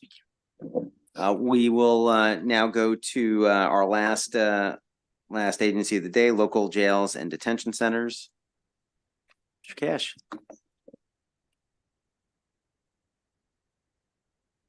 Thank you, Mr. Chair. Again, for the record, my name is Jacob Cash. I'll be giving the capital budget presentation for the local jails and detention centers capital grant program, which is administered by the Department of Public Safety and Correctional Services. The program provides matching state funds for county projects building new or expanded local detention centers across the state. If you join me on the cover page, you can see the fiscal 2025 request for funds is $1.9 million for planning for one project in Montgomery County. One project was canceled in Queen Anne's County, and those funds are deauthorized in fiscal 2024. Moving to page 4, Exhibit 1 shows the overall trend in local jail populations since fiscal 2011. Levels are currently on the rise, but are similar to pre-pandemic levels seen in fiscals 2017 and 2018.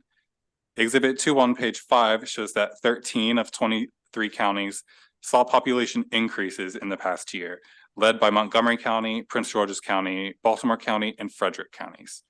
On the other hand, 9 counties had decreases, and Cecil County had the largest reduction in population of all counties, and they're no longer operating above capacity.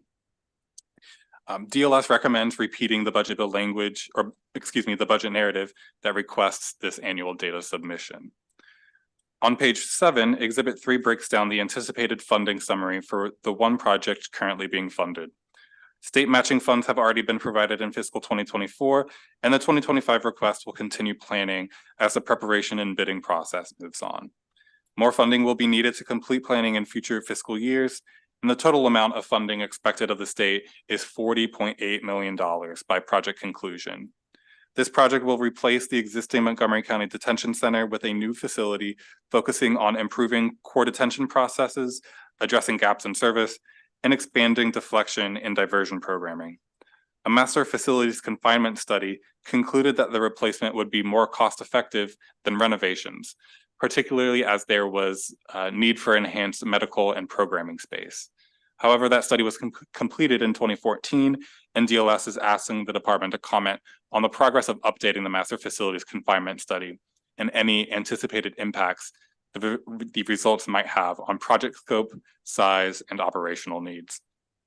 On page 8, I would like to summarize 2 previously funded projects. The first was a medical addition completed in Frederick County. State funding totaled $7.7 million through fiscal 2024, but DPSCS indicated the project was closing out at approximately $5.4 million in state funding used.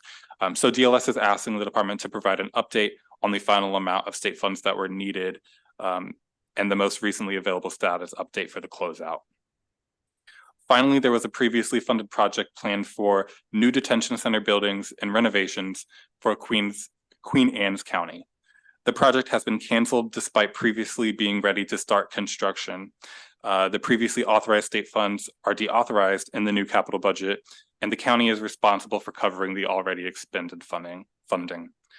The project was pulled by the county in favor of a regional detention center in collaboration with Kent and Caroline counties, all of which have previously anticipated needing millions of state dollars to construct their projects.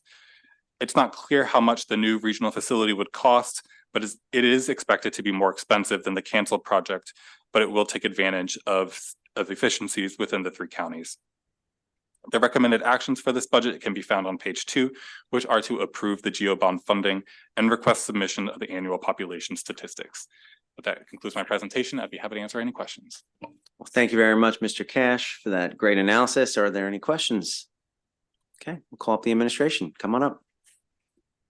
Thank you for your patience.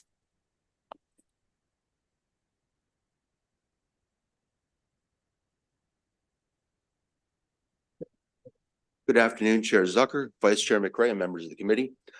My name is James Dunkerson. I'm the Deputy Director of Capital Construction and Facilities Maintenance for DPSCS. With me is our new director, Mr. John Sarakowski, and our Deputy Secretary of Operations, Ms. Annie Harvey. We appreciate the opportunity to continue our collaboration with the Department of Legislative Services and Mr. Cash's efforts on behalf of the program. There were 2 issues we were asked to address. For the first issue, Ms. Kay Beckley and Mr. Ben Stevenson can address the issue on behalf of the Montgomery County Department of Correction and Rehabilitation.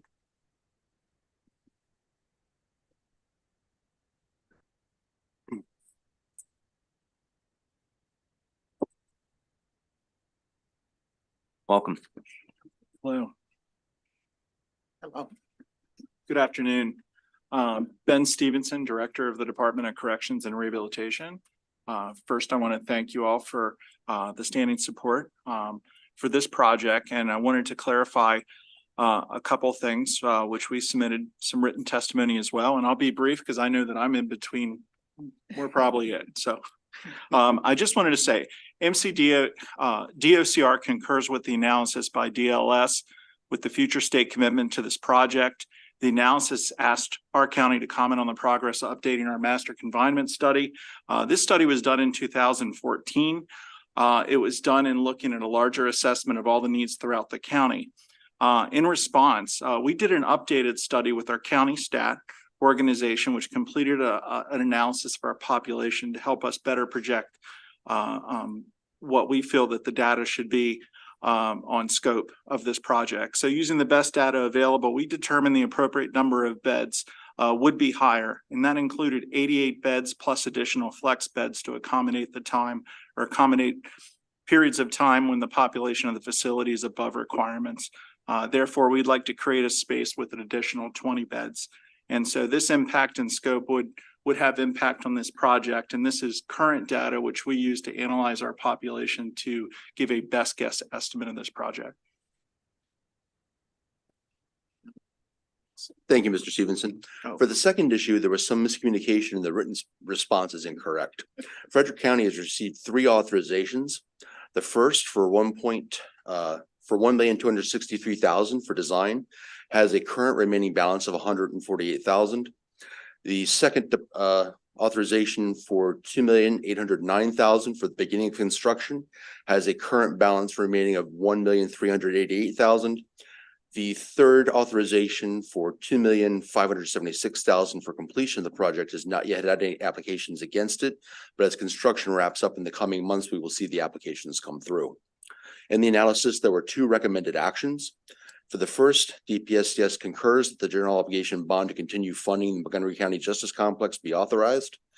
And second, for DPSCS to submit the local jail population report. This was included in our written testimony. That concludes our testimony for today. We are happy to entertain any questions from the panel. Is there anything you were gonna add? I saw you, Yes, I'm Kate Beckley with Hello. Management Services Division. good to see you. Good to see you too. So I just wanted to comment on the county stat analysis. This analysis also consider our peak bed space. And so we do go over, we may have 130 those who are incarcerated come in, but we smooth out the data for yearly, looking at yearly data. And so to do another study, a master confinement study would take some time and effort. And we pretty much believe that this county stat data really captures what we need for our facility. Thank you. Great. Any other questions for this? Mr. Stevenson, if you could pass on our well wishes if you talked to Art Wallenstein. Yes, I Great. will. All right, good. Will do. See any further? Well, thank you very much, committee. That ends our budget hearings for this evening. Everyone get home safe and have a great rest.